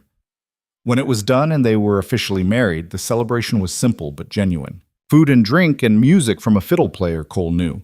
Dancing in the yard as the sun set and the stars came out. Ethan danced with his wife. He was still getting used to that, and felt something settle deep in his chest. Not contentment exactly, because the mountain would never allow for easy contentment, but rightness. The sense that he was exactly where he belonged, with exactly who he belonged with. No regrets, Ria asked as they moved to the music. About what? Turning down $5,000. Staying in this harsh place, choosing this hard life instead of an easy escape. Ethan looked around at the ranch, at the mountains, at the people who'd become his family, at the woman in his arms who'd seen him at his weakest and chosen him anyway. Not even one, he said. The years that followed weren't easy. The mountain didn't suddenly become gentle because they'd proven themselves or married or built something worth keeping. Winter still came brutal and long. Storms still destroyed. Animals still died. Money was still tight more often than not. But they faced it together. Partners in every sense, business, marriage, life, building something that nobody had expected, that nobody had planned, that nobody could have predicted. In their second year, they expanded the herd by 20% and managed to actually turn a profit. Small, but real. In their third year, a fire destroyed the main barn, and they had to rebuild from the ground up. It nearly bankrupted them, but the crew pulled together, and they got it done. In their fourth year, Ria gave birth to their first child, a daughter with her mother's dark eyes and her father's stubborn chin. They named her Sarah, after Ria's mother. Holding his daughter for the first time, Ethan understood something fundamental. This child would never know the rejection he'd faced, would never feel like a spare or a mistake, because he and Ria would make sure she knew her worth came from who she was, not from what others expected her to be. She's perfect, Ria said from the bed, exhausted but radiant. She really is. Think you can handle being a father? Ethan looked at the tiny face, the miniature fingers curled around his thumb. I didn't think I could handle being a ranch hand, and I figured that out. I'll figure this out too. We'll figure it out, together. No, together, Ethan agreed. By their fifth year, the ranch was thriving. Not wealthy, They'd never be wealthy, but stable, successful. A working operation that supported 2 families and a crew of reliable hands. The dun mare Ethan had trained became the foundation of a breeding program that produced some of the best horses in the territory. Davis eventually retired but stayed on as an advisor. Cole took over as foreman. Hewitt taught Ethan everything he knew about carpentry and building, and together they constructed 2 new line shacks for the summer grazing season. And Marcus? They heard about him occasionally through letters from Chicago. He'd married the Vandergrift girl, as planned, took over a portion of their father's business, made money, made connections, lived the life he'd always wanted. But when Ethan thought about his brother now, there was no envy, no sense of loss for the life he could have had, because he had something Marcus would never understand, work that mattered, a partner who chose him freely, a life built on honest effort instead of inherited privilege. One evening in late summer of their 5th year, Ethan stood on the porch watching the sunset paint the mountains in shades of gold and purple. Sarah was inside with Rhea, probably getting ready for bed. The crew was in the bunkhouse. The horses were settled, the ranch was quiet in that particular way that meant everything was as it should be. Rhea came out and stood beside him, her hand finding his. "What are you thinking about?" "How different my life would be if they'd sent Marcus like they planned. Would have been different for both of us." "Better or worse, you think?" Rhea considered it. "Worse for me, definitely. Marcus would have made my life hell. Better for you, probably. You'd be back in Chicago, not freezing half the year and working yourself to exhaustion the other half." "You think I'd be better off there?" "I think you'd be more comfortable. But I don't think you'd be happy. Not really. Not the way you are here." She was right. Chicago had offered comfort but no purpose. The mountain offered purpose but no comfort. And purpose, he'd learned, mattered more. "They sent the wrong brother," Ethan said. "Best mistake they ever made." It became a joke between them, that phrase. When something went wrong, a fence broke, a cow died, a storm hit harder than expected, one of them would say it. They sent the wrong brother. And somehow it made the hard things easier. A reminder that the best things often came from the worst beginnings. Years later, when people asked how he'd ended up on the Callaway Ranch, which was called the Hale Callaway Ranch now, the sign updated to reflect the partnership, Ethan would smile and tell them the truth. They sent the wrong brother, and that wrong brother became exactly the right man for the life he chose. Because that's what he'd learned in the end. That worth wasn't something you were born with or given by others. It was something you earned through showing up, bleeding for it, refusing to quit even when quitting made sense. The mountain had taught him that. Rhea had taught him that. The crew, the work, the endless cycle of seasons and storms and small victories, all of it had taught him that being overlooked, being the spare, being the one nobody wanted, could become the foundation for something stronger than being chosen ever would have been. Sarah grew up on that mountain, learning to ride before she could write, learning to read weather before she could read books. And when she was old enough to ask about her father's past, Ethan told her the truth. "I came here as a replacement, a substitute for someone better, but I learned that better is subjective. Your Uncle Marcus was better at a lot of things, more educated, more polished, more confident, but I was better at what this place needed. Better at listening, better at enduring, better at choosing to stay when staying was hard. And that made you the right choice? That made me worthy of being chosen. There's a difference." Sarah thought about that, then nodded. "So if someone says I'm not good enough, I just have to prove them wrong?" "No. You have to prove to yourself that their opinion doesn't define you, that you get to decide what you're worth, not them." "How do you do that?" "By doing the work. By showing up. By refusing to accept their limits as your truth." Ethan smiled. "The mountain taught me that. Taught me that the only person who gets to define Ethan Hale is Ethan Hale. And that, in the end, was the real story. Not about a marriage contract or a legal battle or a dramatic courtroom scene, but about a man who'd been told his whole life that he wasn't enough, and who finally found a place where he could prove that worth was earned, not given. The ranch thrived. The partnership held. The life they built together became the kind of story people told around fires on cold nights, about the substitute groom who became a mountain legend, and the woman fierce enough to choose him when everyone said she shouldn't. And high above it all, the mountain stood eternal and uncaring, witnessing one more human story of struggle and triumph, failure and redemption. The kind of story that reminded anyone who'd listen that sometimes the best things come from the worst beginnings. That sometimes being the wrong choice leads you exactly where you need to be. That sometimes the spare becomes the essential. And that on a mountain that stripped away everything false, what remained was always worth keeping. Ethan Hale had been sent to disappear. Instead, he'd learned to become. Not who his family wanted, not who the contract specified, not who anyone expected, but who he needed to be to survive, to thrive, to build something that would outlast him. The wrong man, in the right place, at the right time, making the right choices, even when they looked like the wrong ones. And that made all the difference.